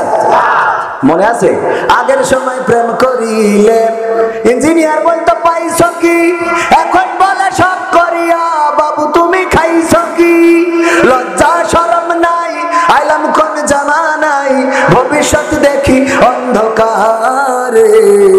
আজকালকের ছেলেরা বই নিয়ে আর বসে না, গুগলে সার্চ করিয়া পড়ি। ঠিক না? ঠিক। আরো বলবো, আরো বলবো। নতুন করে হয়েছে চালু এ আবার কোন ট্রেন্ড, পরিচয় করাই দেখি এই আমার গার্লফ্রেন্ড। একদম আনায়াসে পরিচয় করে দেয়। হঠাৎ আমার ভাইয়ের সাথে দেখা, যশোর শহরের পরে দেখি পিছনে একজন, কলাম ভাই কে? ভাবি মনে হয়। বলছে না তো কে? আমার গার্লফ্রেন্ড। আরে পাকানো, এরকম বলে না? বলে না? কুষ্টিয়া ইসলামী বিশ্ববিদ্যালয়, সেখানেও জুড়াই জুড়াই আছে না? নেই? আছে। কবি নজরুলের মাজারে যাইয়ে জুড়াই জুড়াই বসে দোয়া করে। রমনা পার্কে তো আরো বেকায়দা। আর 14 ফেব্রুয়ারি আসছে, এটা কুত্তার কুত্তির মিলন মেলা হবে। ঠিক না বেঠে? ওরা এইভাবে ঘুরে বেড়ায়। এগুলো কুকুরের স্বভাব, এগুলো শিয়ালের স্বভাব, এগুলো বনের পশুদের স্বভাব। কোন মানুষের স্বভাব এত নোংরা হইতে পারে না। আর আমার মা বোনেরাও যাচ্ছে তাই, বুরকা একটা পরে। আরে বাবা, তুমি যদি 14 ফেব্রুয়ারি আমার 3 পিস না কিনে দাও, তোমার সাথে কাটা কাটি আমি শফিকুল ইসলামের ছেলের সাথে। সত্যি না মিথ্যা? ওয়ার্নিং দেয়, তুমি যদি আমার না দাও তাহলে আমার ওই অমুকি ছেলে অফার করেছে, আমি অ্যাকসেপ্ট করতেছি না, করবো। চাপের পরে রাখে। আর এই যুবকরা এই জন্য কি করে? বাপের নমি চুরি করে বেঁচে তো তারপরে। সত্য না মিথ্যা? এইগুলো আমি ছাড়া বলবে কিনা? যুবকদের জন্য আমি আছি বলার জন্য। আবার যুবকদের কষ্টটাও বুঝতে হবে। সেদিন চাঁপাইনবাবগঞ্জে গেলাম, এক যুবক প্রশ্ন করেছে, হুজুর আমার বিয়ের বয়স হয়ে গেছে, পার হয়ে যাচ্ছে, কিন্তু পরিবারের কাছে বলছি বিয়ে দিতে, পরিবার বিয়ে দিচ্ছে না, আমি তো জিনার দিকে ধাবিত হচ্ছি, তো আমি যদি জিনা করি এই গুনাহ কি আমার হবে না আব্বার হবে? সহ্য না করে পারা যায়? বলছে এই গুনাহ আমার হবে না আব্বার হবে। তাই বলছি তোর আব্বারিকে ডেকে দে। তুই কে নাই, আমি একটু তোরও দেখি, তোর আব্বারও দেখি যে তোর আব্বা কি প্রতিষ্ঠিত হওয়ার পরে বিয়ে করিছে না ঝোঁক লাগলি বিয়ে করিছে, এটা আগে চেক করবো, তারপরে যাইয়ে কথা হবে। কারণ ছেলে তুমি প্রতিষ্ঠিত বানাবা, তুমি কবে বিয়ে করিলে এটাও তো একটু দেখার দরকার আছে। তোমার ঝোঁক লাগলি অমনি যাইতে আমার মার বিয়ে করি যাও নানার সাথে বলি বাড়াবাড়ি করি, আর তুমি আমাদের বিয়ের সময় বিয়ে দিবা না, তা তো হবে না। কি যুবকরা মনের কথা তো। আবার যুবকরা তোমাদের কই বট গাছের গুড়ায় বসে ফ্রি ফায়ার মারবা, ঘাট খুঁজেই যাবে, আর ওই বিড়ির মধ্যে তামাক ফেলাই দিয়ে মাল ঢুকাইয়ে টানবা, বিয়ে দেবো পাকাও পাইছাও। হ্যাঁ আছে না নাই? এরকম করা যাবে না। অভিভাবকেরা মেয়ে যদি বিবাহ উপযুক্ত হয় বিয়ে দিবেন, ছেলে যদি বিবাহ উপযুক্ত হয় বিয়ে দিবেন। ছেলেকে শিখাবেন দেখো আমি বিয়ে করার পরে পরিবর্তন হয়েছি, আমার ভাগ্যটা চেঞ্জ হয়ে গেছে, কর্মমুখী হয়েছি। আর যারা যুবক আছে, অনেক যুবক আছে লেখাপড়া করে আর এর মধ্যে আর কিছু করে না, চাকরি পাবে তারপরে উনি কাজ করবে, এই চিন্তা করা যাবে না। লেখাপড়ার ফাঁকে ফাঁকে যদি তুমি একটা ফার্মেসিতে সময় দাও, লেখাপড়া শেষ করার আগে তুমি একটা ফার্মাসিস্ট হয়ে যাবা, তুমি নিজে একটা ফার্মেসি খুলতে পারবা। তুমি যদি লেখাপড়ার ফাঁকে ফাঁকে ওয়েল্ডিং মেশিনের দোকানে যাও, ওই যে ওয়েল্ডিং করে যদি ওয়েল্ডিংটা শেখো, তুমি একটা ভালো মিস্ত্রি হয়ে যাবা। তুমি যদি কাঠের দোকানে যাও, সেখানেও যদি হেল্প করো কাঠ মিস্ত্রি হয়ে যাবা। তুমি যদি মিডিয়ার পিছনে সময় দাও, এডিটের পিছনে সময় দাও, এডিটর হয়ে যাবা। এমনি ভাবে এই পৃথিবীতে হাজার হাজার কাজ আছে, যে কাজগুলো কাজের ফাঁকে পড়ার ফাঁকে করা যায়। পড়ার ফাঁকেও টাকা ইনকাম করার রাস্তা আছে না নাই? আমার মাদ্রাসার হুজুরেরা, মাদ্রাসায় যারা পড়ে দেখবেন কোরআনের হাফেজ হইতে হইতে কোনো না কোনো মসজিদে ইমামতি করে, কোনো না কোনো মসজিদে মুয়াজ্জিনি করে, কোনো না কোনো মাদ্রাসায় খেদমত করে, কোনো না কোনো মাদ্রাসার সহকারী শিক্ষক হয়ে যায়। আস্তে করে লেখাপড়াও শেষ হয়ে যায়, চাকরিও হয়ে যায়, কর্মমুখী হয়ে যায়। আর হুজুররা অমনি সকাল করে বিয়ে করতে পারে। ঠিক না ঠিক? আবার ছেলে পিলাও কম না বেশি, টেনশন নেই, রিজিকের মালিককে। যার মোটে খাওয়া হয় না, যেই হুজুর দিন একাই খাইতে পারতো না, বরং বিভিন্ন জায়গায় ওই যে লজিং থাকতো, টিফিন বাক্সে খাবার আসতো তাই খাইতো, ওই হুজুরের এখন সাইডে ছেলে মেয়ে একসাথে খায়। আবার এইবার কুরবানি ঈদের সময় ফ্রিজও কিনেছে। কি সত্য বলছি না মিথ্যা বলছি? তোমাকে জাগতে হবে, তোমাকে থাকতে হবে, এ সমাজ ভাঙতে হবে, নতুন সমাজ আনতে হবে। তোমাকে জাগতে হবে। কত দুঃখী রাত্রি কাটায় অনাহারে পথের পরে, এখনো আসেনি সুখ বাংলার প্রতি ঘরে ঘরে। ঠিক না ঠিক? একটু আওয়াজ দেওয়া যাবে না? এই গানটা অন্তত শোনায় শেষ করে দিই। 11টার মধ্যে শেষ করতে চাইলাম, তো আবার একটু দেরি হয়ে গেল সামান্য। এই গানটা কি শোনাবো? এই গানটা শুনে তারপরে আমরা শেষ করে একসাথে চলে যাব ইনশাআল্লাহ। তোমাকে জাগতে হবে, তোমাকে থাকতে হবে, এ সমাজ ভাঙতে হবে, নতুন সমাজ আনতে হবে। তোমাকে জাগতে হবে। কত দুঃখী রাত্রি কাটায় অনাহারে পথের পরে, এখনো আসেনি সুখ বাংলার প্রতি ঘরে ঘরে। কত দুঃখী রাত্রি কাটায় অনাহারে পথের পরে, এখনো আসেনি সুখ বাংলার প্রতি ঘরে ঘরে। নীরবে নিভৃতে আজ কাঁদছে কত মানবতা, নীরবে নিভৃতে আজ কাঁদছে কত মানবতা। মেনে নেওয়া যায় না আজি তোমার এত নীরবতা। তোমাকে জাগতে হবে, তোমাকে থাকতে হবে, এ সমাজ ভাঙতে হবে, নতুন সমাজ আনতে হবে। কত বন্ধুর সীতা হয় লাঞ্ছিতা হয় পথে ঘাটে, নিরাপদে চাই না চলা পথে কিবা বাজার হাটে। কত বন্ধুর সীতা হয় লাঞ্ছিতা হয় পথে ঘাটে, নিরাপদে চাই না চলা পথে কিবা বাজার হাটে। রক্ষক কাজী ভক্ষক হয়ে চলছে কত সাধু বেশি, রক্ষক কাজী ভক্ষক হয়ে চলছে কত সাধু বেশে। তাই তো আসে না সুখ আমার সোনার বাংলাদেশে। তোমাকে জাগতে হবে, তোমাকে থাকতে হবে, এ সমাজ ভাঙতে হবে, নতুন সমাজ আনতে হবে। হলুদ মিডিয়ার প্রকোপে কত মানুষ মরছে ঢুকে, সত্য নিউজগুলো টাকার তলে চাপা থাকে। আমি ভারতে গেলাম, তো যাওয়ার পরে ওখানে ওয়াজ করতেছি হাজার হাজার মানুষ সামনে, কিন্তু কেউ কোনো কথা কয় না। যদি বলে না আমিন তাও বলে না, যদি বলি সুবহানাল্লাহ তাও বলে না, কিচ্ছুই মানে সব চুপচাপ, ঠিকঠাক তো কিছুই কয় না, বেঠিকও পায় না ঠিকও পায় না। তা আমি বললাম, আমার এক হুজুর ছিল আব্দুল সালাম যুক্তিবাদী, ওর ফোন করি বলছি, বউ তখন ভারতে, বলছি ভাই এই দেশে এসে ওয়াজ করি মজা পেলাম না। বলছে কেন? আমি বলছি যে সামনে হাজার হাজার শ্রোতা বসে থাকে, যাই বলি ওরা মোট কোনো কথা কয় না। তা বলছে ভারতের মুসলমান যারা এগের হিসেব অন্য। আমি বললাম কি হিসেব?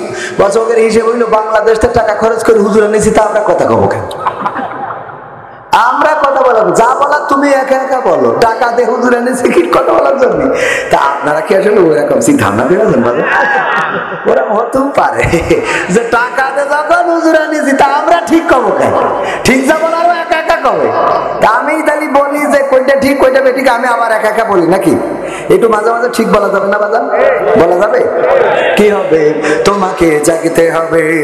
হলুদ মিডিয়ার প্রকোপে কত মানুষ মরছে ঢুকে, সত্য নিউজ গুলো টাকার তলে চাপা থাকে। হলুদ মিডিয়ার প্রকোপে কত মানুষ মরছে ঢুকে, সত্য নিউজ গুলো হ্যালো কলে চাপা থাকে। ক্যামেরার ভিতর দিয়ে সোজা জিনিস উল্টো দেখে, কলমের ভিতর দিয়ে সোজা কথা উল্টে লেখে। আপামর জনসাধারণ খাই যে ধোকা বাকি বাকি। তোমাকে জাগতে হবে, তোমাকে থাকতে হবে, এ সমাজে ভাঙতে হবে, নতুন সমাজ জানতে হবে। কত আলেম আজকে দেখি যাই কেনা যাই টাকা দিয়ে, কেউ বা ব্যবসা করে আল্লাহ তাআলার কালাম নিয়ে।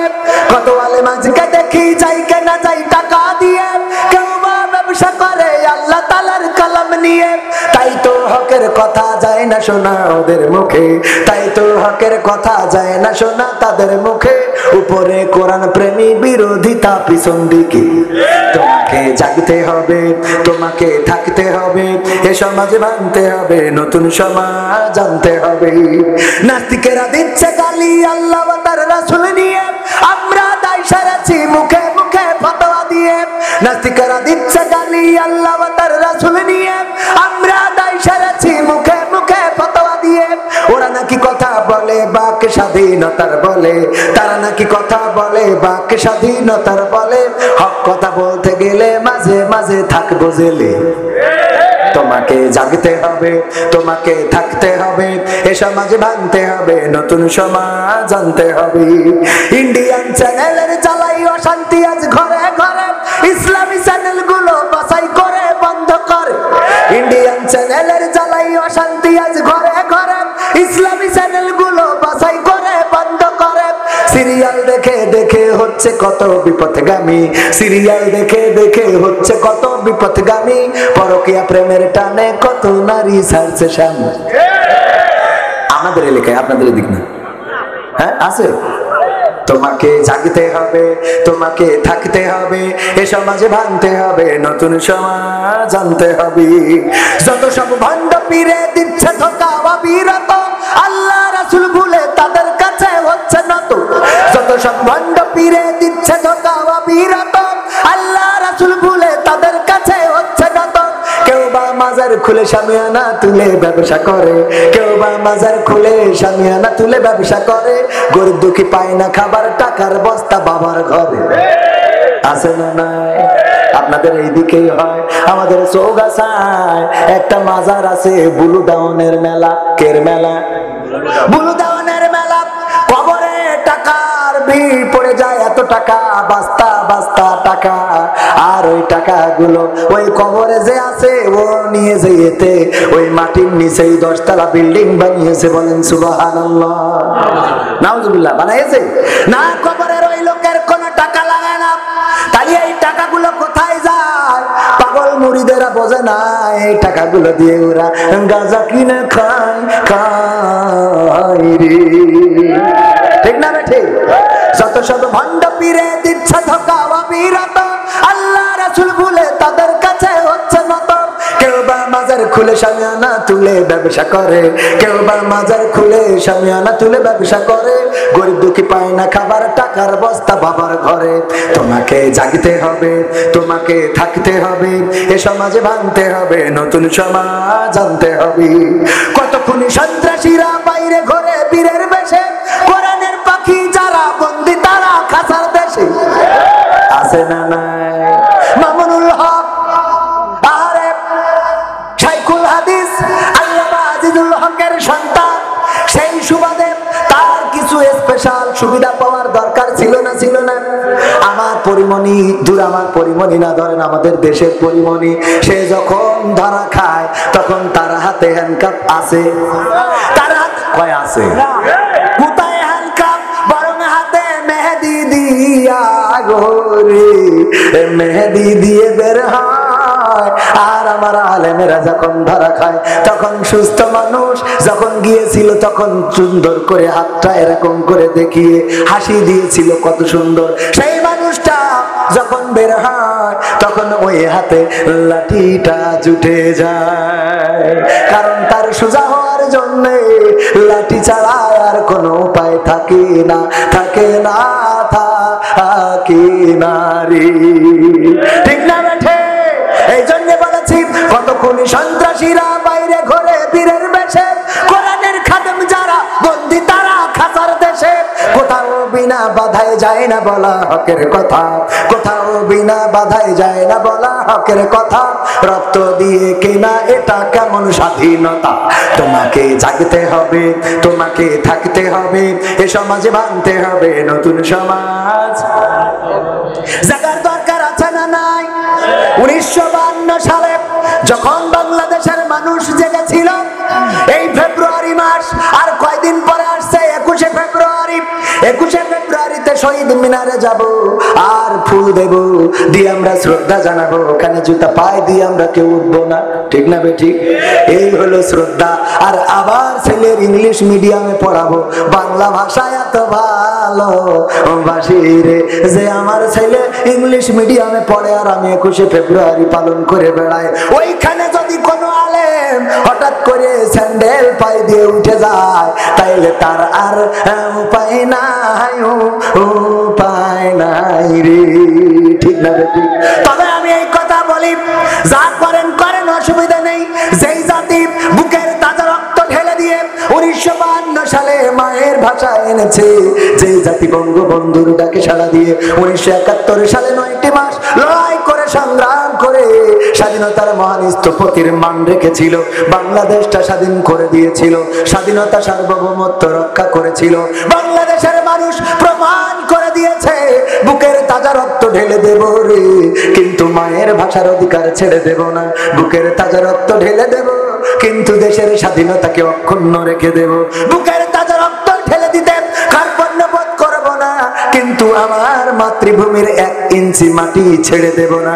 যেই জাতি এমন সিদ্ধান্ত নিতে পারে সেই জাতিকে আর একটা সিদ্ধান্ত নিতে হবে, সেটা হলো কোরআনের জন্য যদি ডাক আসে, দ্বীনের জন্য যদি ডাক আসে, ইসলামের জন্য যদি ডাক আসে, আল্লাহর দ্বীন আল্লাহর জমিনে প্রতিষ্ঠিত করার জন্য যদি ডাক আসে, সেই ডাকে সাড়া দিয়ে রাজপথে থেকে যদি বুকের তাজা রক্ত ঢেলে দিতে হয়, বুকের তাজা রক্ত ঢেলে দিয়ে সুপ্ত জমিনকে লাল করে দেব, সুপ্ত জমিনকে জাগ্রত করে দেব, সবুজ জমিনকে লাল করে দেব। বুকের তাজা রক্তে যদি সাগর হয়ে যায়, সেই সাগরে সাঁতার কেটে কেটে একটি রক্তাক্ত তাওহীদি কালেমার পতাকা, বিপ্লবী ইসলামী কালেমার পতাকা বাংলার জমিনে উড়ানোর জন্য কে কে প্রস্তুত আছেন? 2টা হাত দেখতে চাই।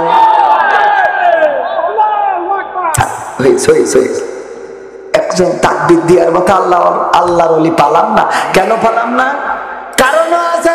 কুমিল্লায় গেলাম, যাওয়ার পরে বলছে হুজুরে এসে দেশ স্লোগান, একজন বলছে জয় বাংলা, মুখস্থ আছে না নাই? তাকবীর দিলে কি ভয় করে নাকি? তাকবীর দিলে পালাই কে? তাইলে দিলেন না কেন? ও শয়তানে তো কোলে নিয়ে ঘুমোতে হবে, তা না হলে সকালে আমার ফজরের নামাজে উঠা লাগবে তো।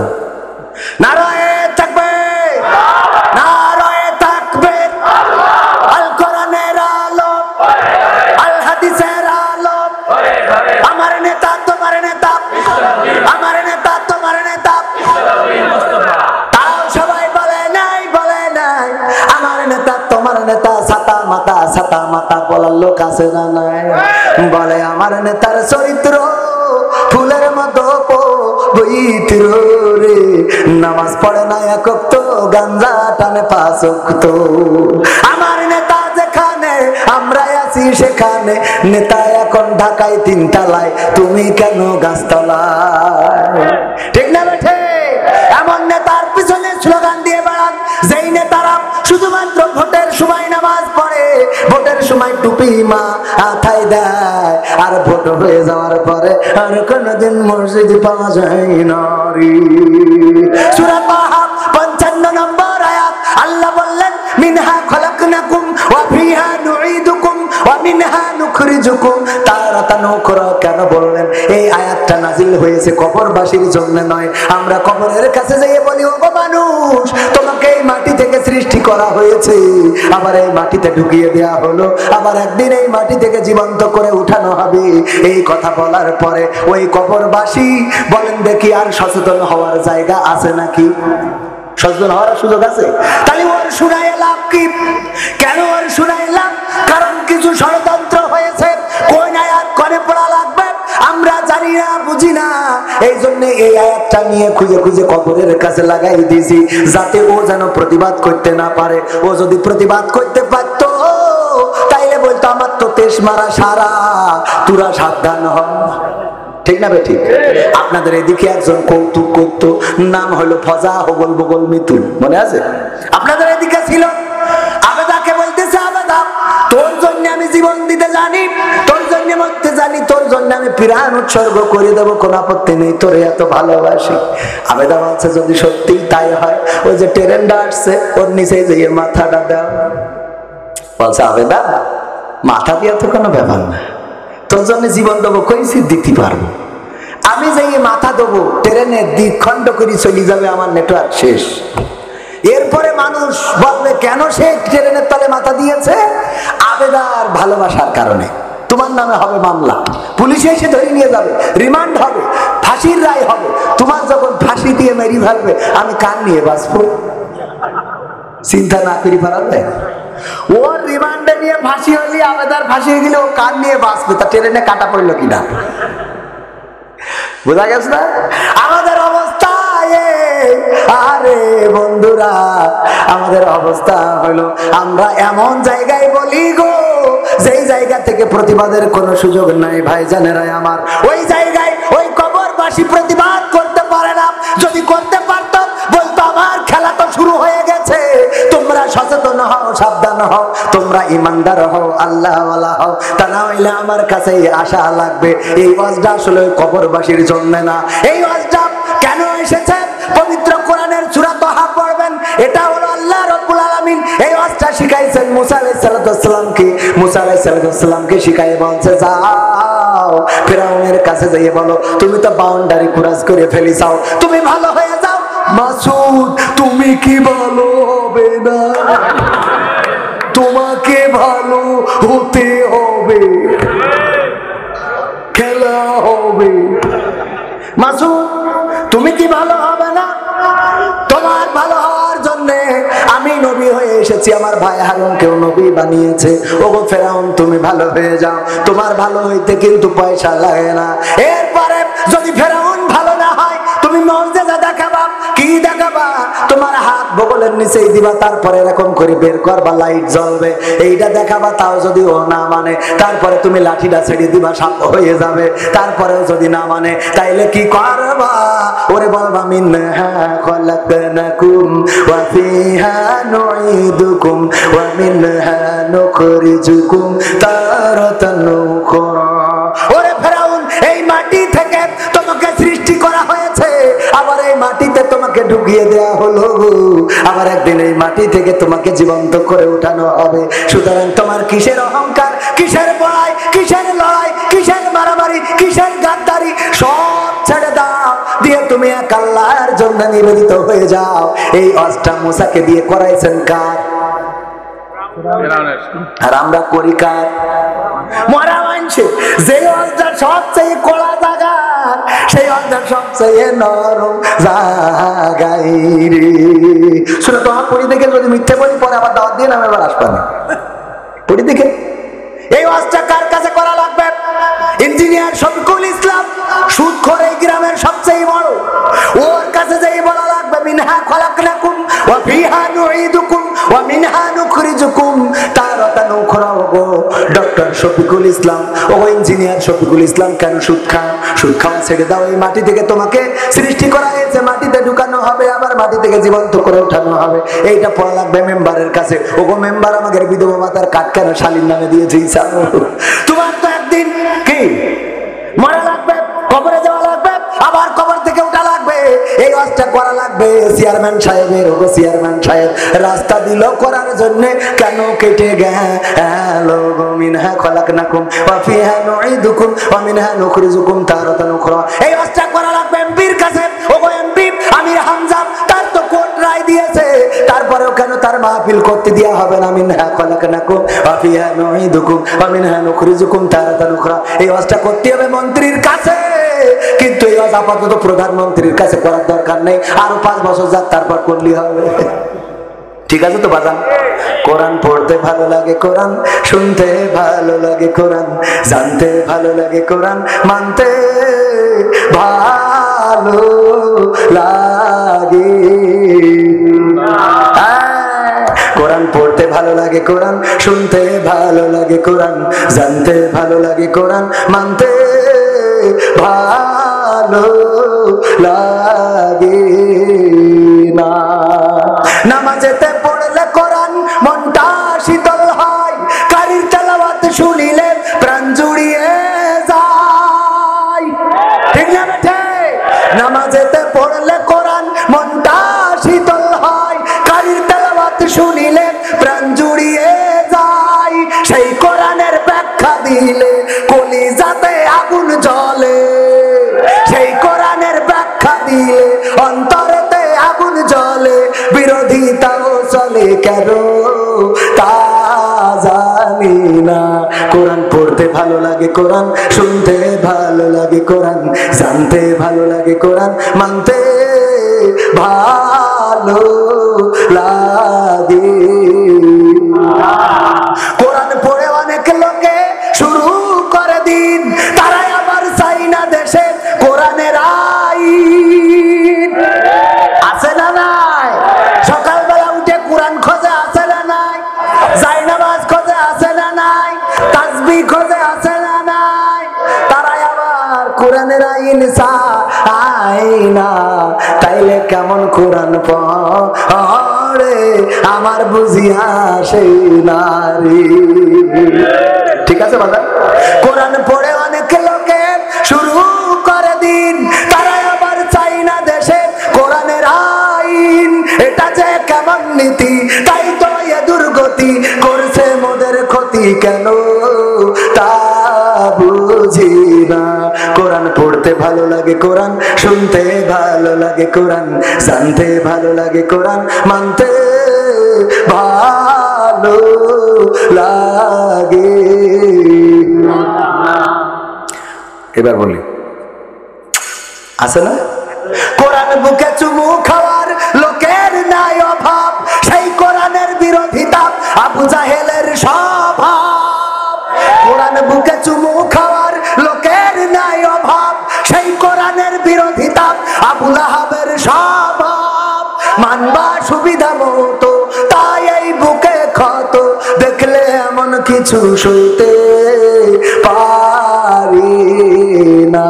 কোরআন পড়তে ভালো লাগে, কোরআন শুনতে ভালো লাগে, কোরআন জানতে ভালো লাগে, কোরআন মানতে ভালো লাগে। আছে না নাই? কথা কি সত্য না মিথ্যা?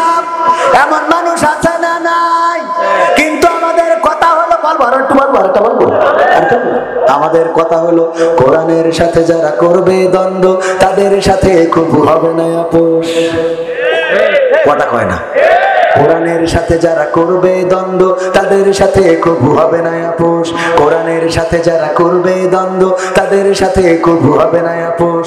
জেল জুলুম হলেও হবে, জেল জুলুম হলেও হবে, বিবেকের কাছে তবু রব নির্দোষ। আমার রবের কাছে রব নির্দোষ, মহান প্রভুর কাছে রব নির্দোষ। কোরআনের সাথে যারা করবে দ্বন্দ্ব, তাদের সাথে কবু হবে না। কোরআনের কথা যারা বলে যাই আজ, তাদের দমাতে কত ফন্দি, কাউকে ধরে নিয়ে দিচ্ছে ফাঁসি, কাউকে রেখেছে আজ বন্দি। কোরআনের কথা যারা বলে যাই আজ, তাদের দমাতে কত ফন্দি, কাউকে ধরে নিয়ে দিচ্ছে ফাঁসি,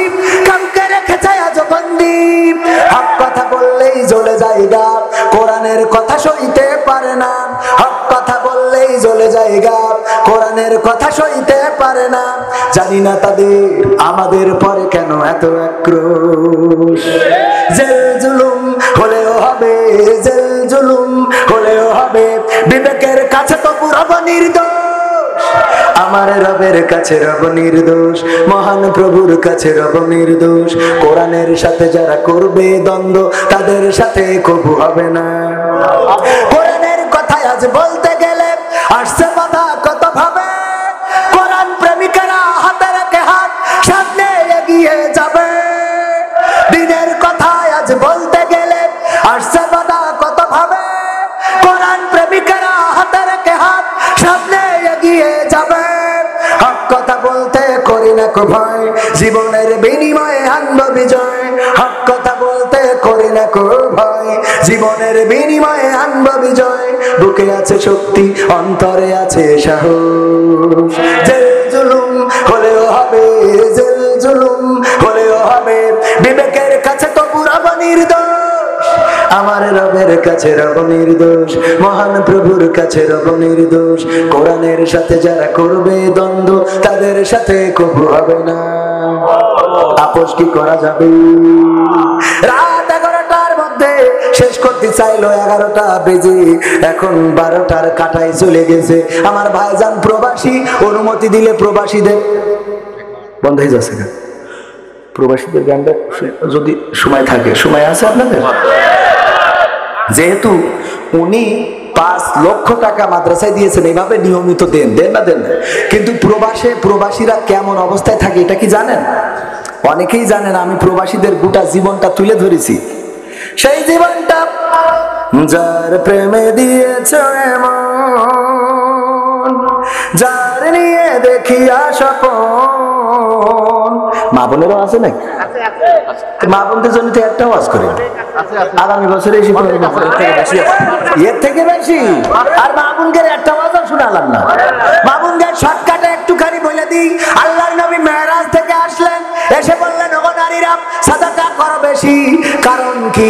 কারণ হলো নারীরা বেশি বেশি দেখেছি জাহান্নামে, অধিকাংশ নারী জাহান্নামে। আল্লাহর নবীকে প্রশ্ন করলেন কেন জাহান্নামে? আল্লাহর নবী বললেন 2টা কারণে। কয়টা? জোরে বলেন কয়টা? আরো জোরে কয়টা?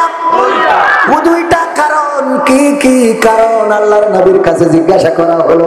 আল্লাহর নবী বললেন 1 নম্বর কারণ হলো নারীরা তারা তাদের স্বামীর প্রতি কৃতজ্ঞ থাকে না নাই। সব দেন কিন্তু ওর কইছে ভরে না রে। ওই মিস্টার বল্টু কি করলো এটা নিয়ে ওর মাথা ব্যথা। ওই মকসেদ আলীর বাড়ি কেন দোতলা তাই নিয়ে মাথা ব্যথা। ওই অমুকের বোর শাড়ি কেন এত ভালো তাই নিয়ে মাথা ব্যথা। ওর 3 পিস কেন এত কালারফুল তাই নিয়ে মাথা ব্যথা আছে না নাই। আর স্বামী যেটা কিনে দেয় ওইটা পছন্দ হয় না রে, আছে না নাই? 1 নম্বর কারণ কি? স্বামীর প্রতি অকৃতজ্ঞ থাকে। কেমন অকৃতজ্ঞ? আমার মাহবুর ভাই বন্ধু মানুষ বলছে, বন্ধু আমার স্ত্রীর যাই কিনে দিই কিছু পছন্দ হয় না। আমি একদিন একটা বুদ্ধি করলাম, একটা বাজার থেকে, যশোরের শহর থেকে সুন্দর দেখে একটা শাড়ি কিনে নিয়ে গেলাম। খুব সুন্দর সিকসিকে, খুব কালারফুল, সুতোগুলো খুব ভালো, অনেক দামি শাড়ি নিয়ে যে ডাইনিং টেবিলের পরে রেখে স্ত্রীর বললাম খাইতে দাও। স্ত্রী খাবার দিয়ে খালি আর চোখে ওই শাড়ির দিকে তাকাচ্ছে যে শাড়িটা কার, শাড়িটা কার। মাহবুর ভাই বলছে, স্ত্রী জিজ্ঞেস করেই বসলো শাড়ি কার। আমি বললাম আমার বন্ধু কবির বিন সামাদ তার বউয়ের জন্য কিনেছে। বলছে দেখো শাড়ির কালারটা কত সুন্দর, দেখো রংটা কত সুন্দর, সুতোটা কত সুন্দর, পাড়টা কত ভালো। আর তুমি যা কেন তা তো পরে মানুষের সামনে যাওয়া যায় না। ও বাবা বাবা, আমার কার সাথে বিয়ে দিল রে ও আব্বা আব্বা। কান্না আছে না নাই? কান্না শুরু করে দিলাম। কার সাথে তোমার কোনো পছন্দ নেই, কি কিনে আনো পরা যায়। আর কবির বিন সামাদ তার বলতো শাড়ি কত সুন্দর। আমার মাহবুর ভাই বলছেন, আমি বুদ্ধি করে বললাম দেখো তোমার শাড়িটা যদি পছন্দ হয় তুমি নিয়ে নাও। কবির বিন সামাদ ভাইয়ের সাথে দ্বন্দ্ব করা লাগে, গোলমাল করা লাগে, আমি করবানে। এর জন্য যদি কবির ভাই আমাকে ফাঁসি দেয় দিবা, নেওয়া অসুবিধে নেই, তুমি এই শাড়িটা নাও। শাড়িটা নিয়ে খুব আনন্দ, ওরে আনন্দ আনন্দ দেখে কিডা? রাত্রি শোয়ার সময় বেগম সাহেবার বললাম, ওগো বেগম সাহেবা, সত্যি কি শাড়িটা তোমার পছন্দ হয়েছে? বলছে হবে না কেন, তোমার তো নজর ভালো না, তুমি যা কেন তা তো চলে না। আমি মাঝে মাঝে কই নজর ভালো না বলেই তো তৈরি ঘর পাচ্ছে, তাহলে আমি তো পরিমণি আইন তো কথা কয় না, নজর ভালো না, তোমার তো পছন্দ হয় না, দুইটা মার্বেল দিয়ে দিয়েছে, আল্লাহ চোখ তো দেয় নাই। কত সুন্দর শাড়ির পায়টা দেখো, কত সুন্দর দেখো কালারফুল, কত সুন্দর। আহারে মাহবুব ভাই বলছে, স্ত্রী গো একটা কথা না বলে পারছি না। কি কথা? দেখো আমি তোমার কত ভালোবাসি, কলিজা দিয়ে ভালোবাসি। আমি আজকে মারা যাবো কিনা জানি না, যদি মারা যায় তাইলে বলা হবে না।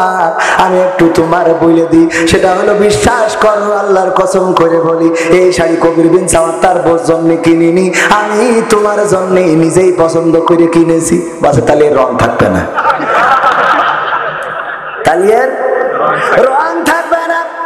তার মানে অকৃতজ্ঞ হইতেই আছে না নাই?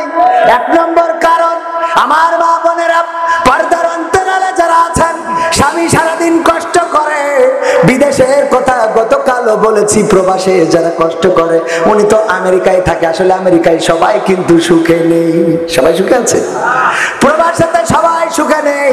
কেউ ড্রাইভিং করে, কেউ বা কনস্ট্রাকশনের কাজ করে, কেউ বা রাস্তায় রোদে পুড়ে কাজ করে। আমি সেই দিন কয়েকদিন আগেও কাতারে গেলাম, যাওয়ার পরে একজন ছুটে আসলো প্রবাসী, বলল ভাই আমি আপনার সাথে একটা সেলফি উঠাবো। আমি বললাম আপনি উঠান, আমিও একটা আপনার সাথে উঠাবো। বলল ভাই আমি আপনার সাথে উঠাই, কিন্তু আপনি আমার সাথে উঠাবেন না। আমি বললাম কেন? আপনার একটা ছবি আমি নিতে চাই। উনি বললেন না আমি উঠবো না, আমি এই ছবি উঠবো, আপনার সাথে আমার ছবিটা রেখে দেব, যেন বলতে পারি কবির বিন সামাদের সাথে আমার দেখা হয়েছিল। আমি বললাম আমার সাথে কেন উঠবেন না? কয় ভাই আমার অবস্থা তো দেখেছেন, আসলে অবস্থাটা ছিল এমন, গায়ের জামাটা এত ছেঁড়া, এত ময়লা, এত খারাপ, যেই জামাটা আমার দেশের কোনো ফকিরও গায়ে পরবে না। যেই প্যান্টটা পরা ছিল এত ছেঁড়া, কোন নায়িকা ছাড়া ওই প্যান্ট পরবে না। পায়ের জুতাটা ছিল এত ছেঁড়া যে আমার দেশের ওই কেটো মুস্তান ছাড়া কেউ পরবে না। এরা আবার ছিঁড়া ছুটে পরে ভালো, ঠিক না বেঠিক? ও আমার ভাইরা, এই ময়লা কাপড়, ময়লা জামা, ময়লা প্যান্ট, ময়লা জুতা, আর চেহারাটা কত মলিন, এই কষ্ট করে করে দেশে টাকা পাঠায়, আর আমার মা বোনেরা শৈল কুপায় যে ব্যাংকের টাকা তুলে নিয়ে কসমেটিকের দোকানে যেয়ে ওরে বাবা বুঝা গেছে? আমি দোকানে গেলাম, বললাম ভাই ফেয়ার এন্ড লাভলি দেন। বলছে কোনটা নেবেন, আসল না নকল? বললাম আসলটা দেন। ওয়াজ করি টাকা তো একেবারে কম পাইনে, দেন আসলটা। হঠাৎ করে দুইটা মহিলা কাস্টমার এসে বলছে হুজুর সরিয়ে যান। আমি সরিয়ে যাবো, তা ফেয়ার এন্ড লাভলি দেওয়া লাগবে না? বলছে আপনি মাখবেন করে, মুখি তো সব দাড়ি। হ্যাঁ, আমি বলছি আমার মুখি দাড়িতে আমার বউ তো দাড়ি উঠিনি।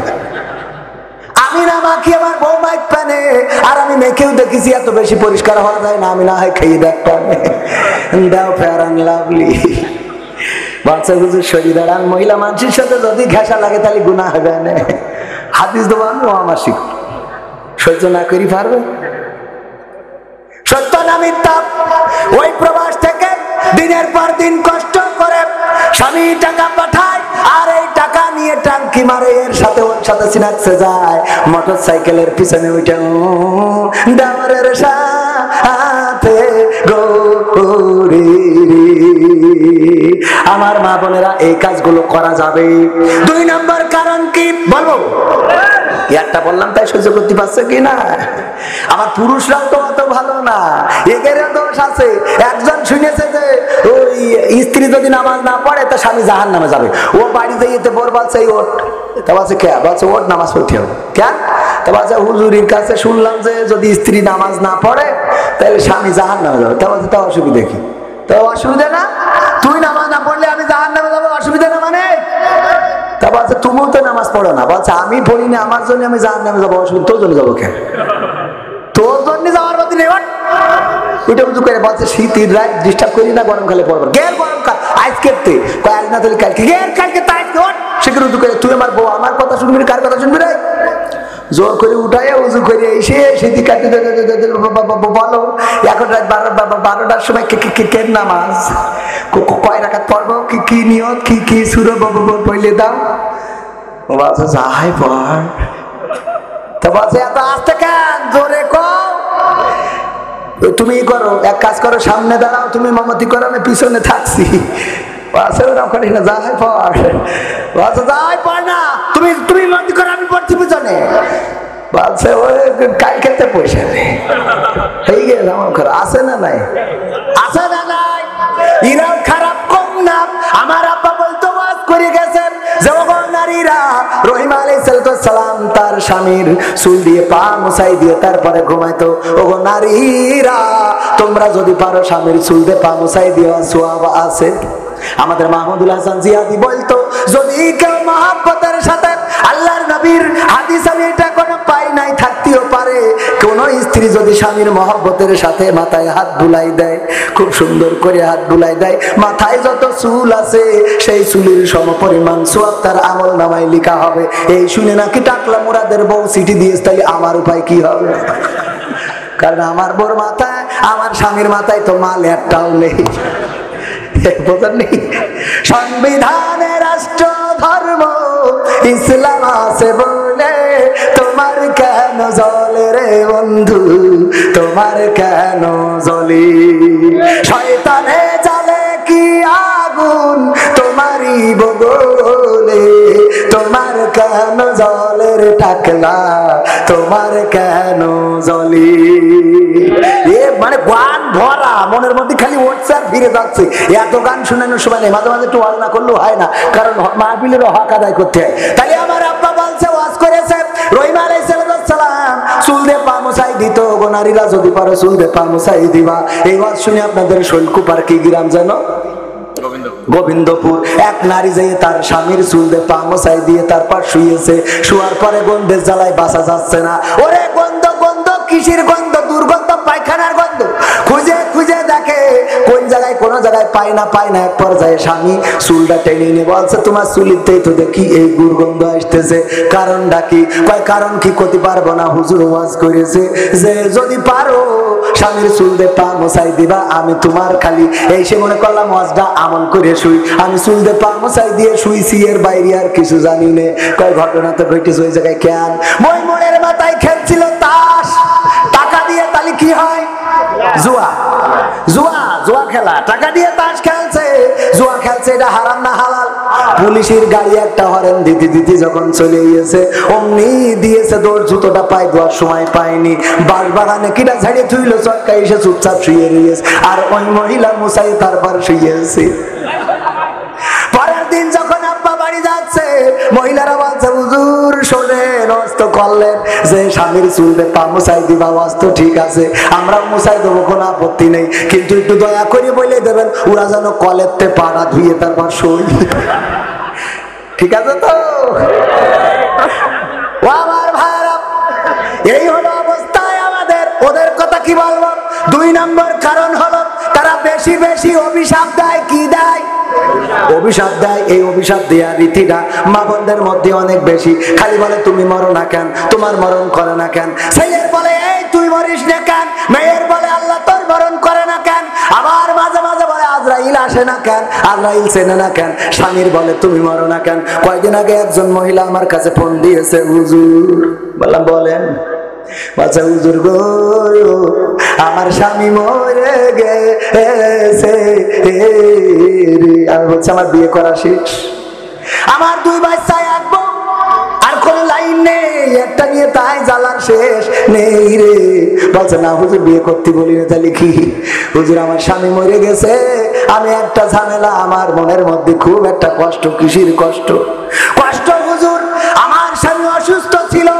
আমি প্রায় বলতাম তুমি মরো না কেন তোমার মরণ করে না কেন ওই যে বলতো ওরে ও মরে না ও মরে না কেন মরে না আজরাইল কি আমি পারি না আর পারি না আমার স্বামী কেন মরে না আজরাইল কি চিনে নাই আমার স্বামী রে গো আমার স্বামী কেন মরে না আছে না কেন আমি পারি না আর পারি না আমার স্বামী কেন মরে না আজরাইল কি চিনে নাই আমার স্বামী রে গো, আমি পারি না আর পারি না।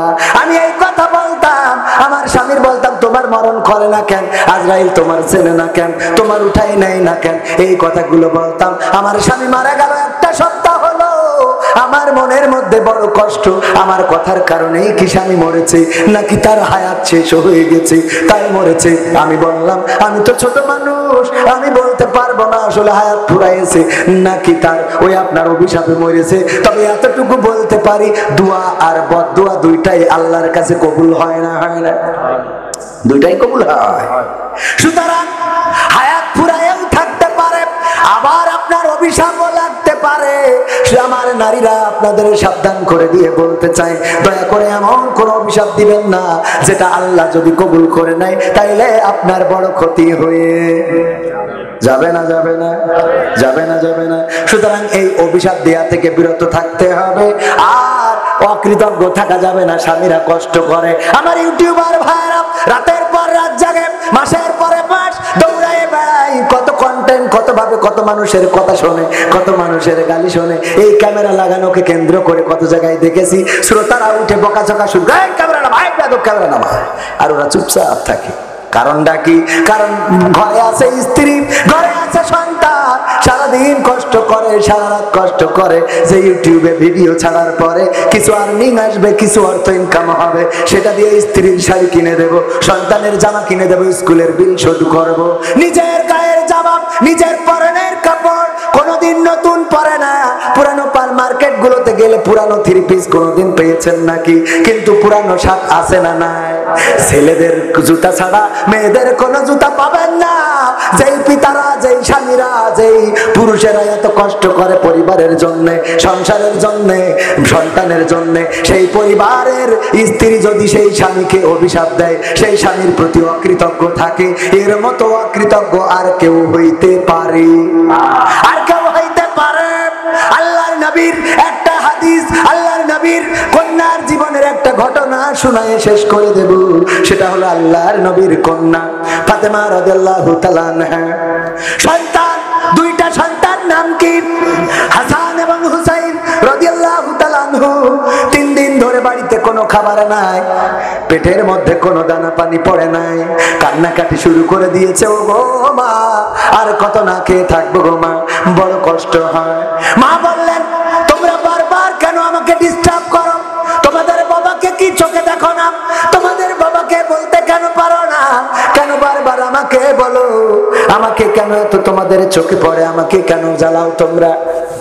এই কথা বলার পরে আলী রাদিয়াল্লাহু তাআলা আনহু 3 দিন ধরে মক্কার মদিনার অলিতে গলিতে ঘুরে বেরিয়েছেন, কিন্তু কোথাও কোনো কাজের ব্যবস্থা করতে পারেন নাই। ওই দিনও খালি হাতে ফিরছিলেন, না সন্তানের জন্য, না স্ত্রীর জন্য, কার জন্য কিছু আনতে পারেন নাই। যখন গেটের কাছে এসেছে, এমন একটা কথা শুনে গেট থেকে আলী রাদিয়াল্লাহু তাআলা আনহু চলে গেছেন। ফাতেমা রাদিয়াল্লাহু তাআলা আনহা বললেন, ও হাসান হুসাইন, তোমাদের বাবাকে আসতে দেখছিলাম, কোথায় গেল আবার? বলল, যখন তুমি বলেছো আমাকে কেন বারবার জ্বালাও? তোমাদের বাবাকে কি চোখে দেখো না? এই কথা শুনে বাবা গেট থেকে বের হয়ে গেছে। ফাতেমা রাদিয়াল্লাহু তাআলা আনহা অপেক্ষা করলেন আলী বাড়ি আসবে, না আসলো না। কিছুক্ষণ অপেক্ষা করার পরে চিন্তা করলেন, না জানি অভিমান করেছে, হয়তো না জানি রাগ করেছে। খুঁজতে বের হইলেন, খুঁজতে খুঁজতে যখন কোথাও পেলেন না, আল্লাহর নবীর কাছে যেয়ে বললেন, ওগো নবী গো, আমি আমার স্বামীকে আজকে বড় কষ্ট দিয়ে ফেলেছি। আল্লাহর নবী বললেন, ওগো ফাতেমা, কি কষ্ট দিয়েছো? ওগো বাবা, আজ 3 দিন ধরে বাড়িতে কোনো খাবার নাই, আজকেও খালি হাতে আলী বাড়িতে ফিরছিল। আমি সন্তানেরা যখন ডিস্টার্ব করছিল, জ্বালাচ্ছিল, খাবার দাও, মাগো আর ক্ষুধার জ্বালা সইতে পারি না, তখন বলেছি তোমাদের বাবাকে জ্বালাও, আমাকে আর জ্বালায়ও না। এই কথা বলার কারণে আলী বাড়ি থেকে বের হয়ে গেছে, আর এখন পর্যন্ত ফিরে আসে নাই।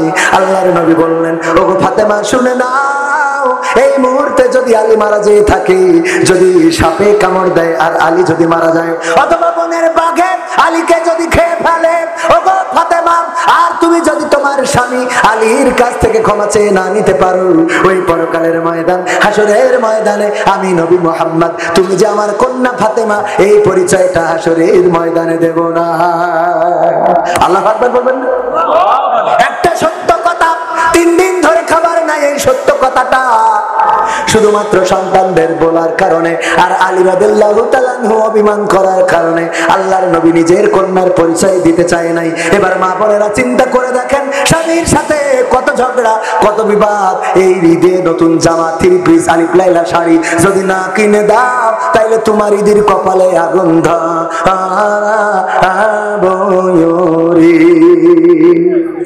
দুরূদ ইব্রাহিম পড়ে আল্লাহুম্মা সাল্লি আলা মুহাম্মাদ ওয়া আলা আলি মুহাম্মাদ কামা সাল্লাইতা আলা ইব্রাহিম ওয়া আলা আলি ইব্রাহিম ইন্নাকা হামিদুম মাজিদ। আল্লাহুম্মা বারিক আলা মুহাম্মাদ ওয়া আলা আলি মুহাম্মাদ কামা বারাকতা আলা ইব্রাহিম ওয়া আলা আলি ইব্রাহিম ইন্নাকা হামিদুম মাজিদ। আমার যুবকেরা, 4-5টা কাজ আমার করে দিবা। তার মধ্যে 1 নম্বর হলো, বলবো 1 নম্বর হলো নামাজ কাজা করা যাবে, নামাজ কাজা করা যাবে না। 2 নম্বর জামাতে নামাজ আদায় করা লাগবে। আজান হয়ে যাবে, মসজিদে জামাতে চলে যাবেন। আজান হয়ে যাওয়ার পরে যে যুবকটা সব কিছু ছেড়ে দিয়ে মসজিদে চলে যায়, উজু করে, ওই উজুর পানিটা যেন তার গায়ে মুক্তার মতো ঝকঝক চকচক করতে থাকে। বলেন ঠিক কিনা? আর এমন উজু যারা করে, আল্লাহর নবী বলেছেন পরকালের ময়দানে ওদের চেহারা থাকবে উজ্জ্বল, ওদের হাত থাকবে সাদা, ওদের পা ঝকঝক করতে থাকবে। আর আমি নবী ওদেরকে দেখে দেখে বাছাই করে করে জান্নাতে নিয়ে যাব। বলেন সুবহানাল্লাহ। সুতরাং আমার যুবকেরা, নামাজ কাজা করা যাবে না। নামাজ পড়া যেমন ফরজ, জামাতের সাথে আদায় করাও তেমন ফরজ। জামাতের সাথে আদায় করবেন। 3 নম্বর হলো দাড়িটা শেভ করা যাবে না, শেভ করতে হবে। কি করতে হবে? সংরক্ষণ করতে হবে। দাড়ি কাটা যাবে না রে, দাড়ি রেখে দিতে হবে, দাড়িওয়ালা হয়ে যেতে হবে।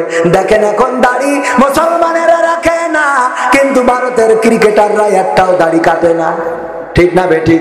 সবচেয়ে বড় দাড়ি আমার মনে হয় নরেন্দ্র মোদীর মুখে আছে, আর রাখিল রবীন্দ্রনাথ ঠাকুর। ঠিক না বেঠিক? কিন্তু আমার কবি নজরুল রাখে নাই।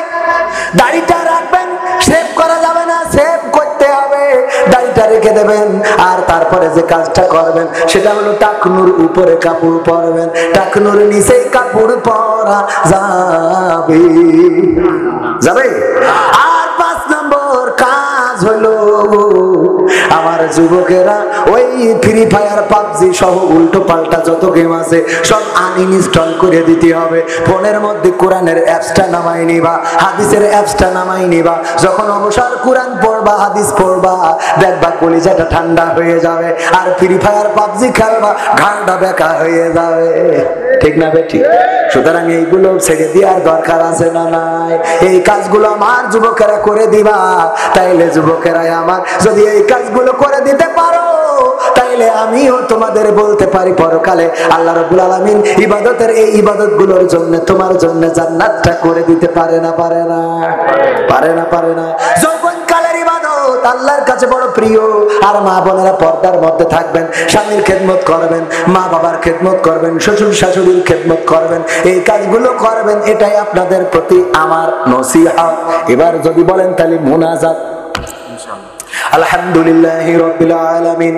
রব্বানা যালামনা আনফুসানা ওয়া ইল্লাম তাগফির লানা ওয়া তারহামনা লানাকুনান্না মিনাল খাসিরিন। রব্বানা আতিনা ফিদ দুনিয়া হাসানাতাও ওয়া ফিল আখিরাতি হাসানা ওয়া কিনা আযাবান নার। ও আল্লাহ, তোমার কাছে খাস করে ফরিয়াদ করি, এই গভীর রাতে এখনো যারা বসে রয়েছে আল্লাহ, তুমি দয়া করে সকলকে তোমার শাহী দরবারে কবুল করে নাও। ও আল্লাহ, আমরা যারা হাত তুলেছি আমাদের জীবনের গুনাহগুলো ক্ষমা করে দাও। জেনে গুনাহ করলাম, না জেনে গুনাহ করলাম, বুঝে গুনাহ করলাম, না বুঝে গুনাহ করলাম গো আল্লাহ, তুমি দয়া করে আমাদের জীবনের সকল গুনাহগুলো ক্ষমা করে দাও। ও আল্লাহ, তোমার কাছে হাত তুললেই মনে পড়ে যায় জনম দুঃখিনী মায়ের কথা। মা জননী যাদের নাই তারাই জানে মা হারানোর কত বেদনা। মা শীতের রাতে কত আমাদেরকে টেক কেয়ার করতো। আমরা শীতের রাতে মাকে কত কষ্ট দিয়েছি, বিছানা ভিজিয়ে দিয়েছি। মা কোনদিন রাত করে তোষকের উপর থেকে ফেলে দেয় নাই, বরং শুকনা জায়গাটাতে রেখে দিয়েছি। এই মা যাদের ছিল জনমের মতো বিদায় নিয়ে চলে গেল গো, আল্লাহ মায়ের কবরকে জান্নাতের বাগান বানায়া দাও।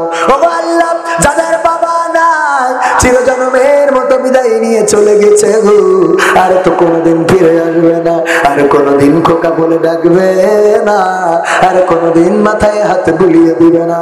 ও আল্লাহ, আমার মতো যারা বাবা হারা, বাবার কবরকে রিয়াজুল জান্নাতে পরিণত করে দাও। বিচারের দিন, হাসরের দিন, বিচার হাসর শেষে জান্নাতে জানো পিতার সাথে মাতার সাথে দেখা হয়ে যায়, সেই তৌফিক তুমি আমাদের দান করে দাও। ও আল্লাহ, তোমার কাছে খাস করে ফরিয়াদ করি, তুমি দয়া করে গোবিন্দপুরের যত কবরবাসী ঘুমানো, আল্লাহ সকল কবরবাসীর কবরগুলো জান্নাতের বাগান বানায়া দাও। ও আল্লাহ, কে কোন গুনাহ নিয়ে কবরে গেছে জানি না, কার কবরে কোন শাস্তি জারি আছে জানি না, তোমার কাছে ফরিয়াদ করি গো, আমার দোয়া যদি কবুল তুমি নাও করতে চাও, এখানে কত আলেম ওলামা আছে, এখানে কত মাদ্রাসার ছাত্ররা আছে, এখানে কত কোরআনের হাফেজেরা আছে, মুফতি মুহাদ্দিস মাওলানা আছে, তাহাজ্জুদ গুজারি কত বান্দা আছে গো। আল্লাহ, তোমার কাছে যে হাত দুখানা পছন্দ, সেই হাত দুখানার ওসিলায় তুমি এই গ্রামের সকল কবরগুলোর আযাব মাফ করে দিয়ে কবরগুলো রিয়াজুল জান্নাতে পরিণত করে দাও। ও আল্লাহ, আজকের এই মাহফিলের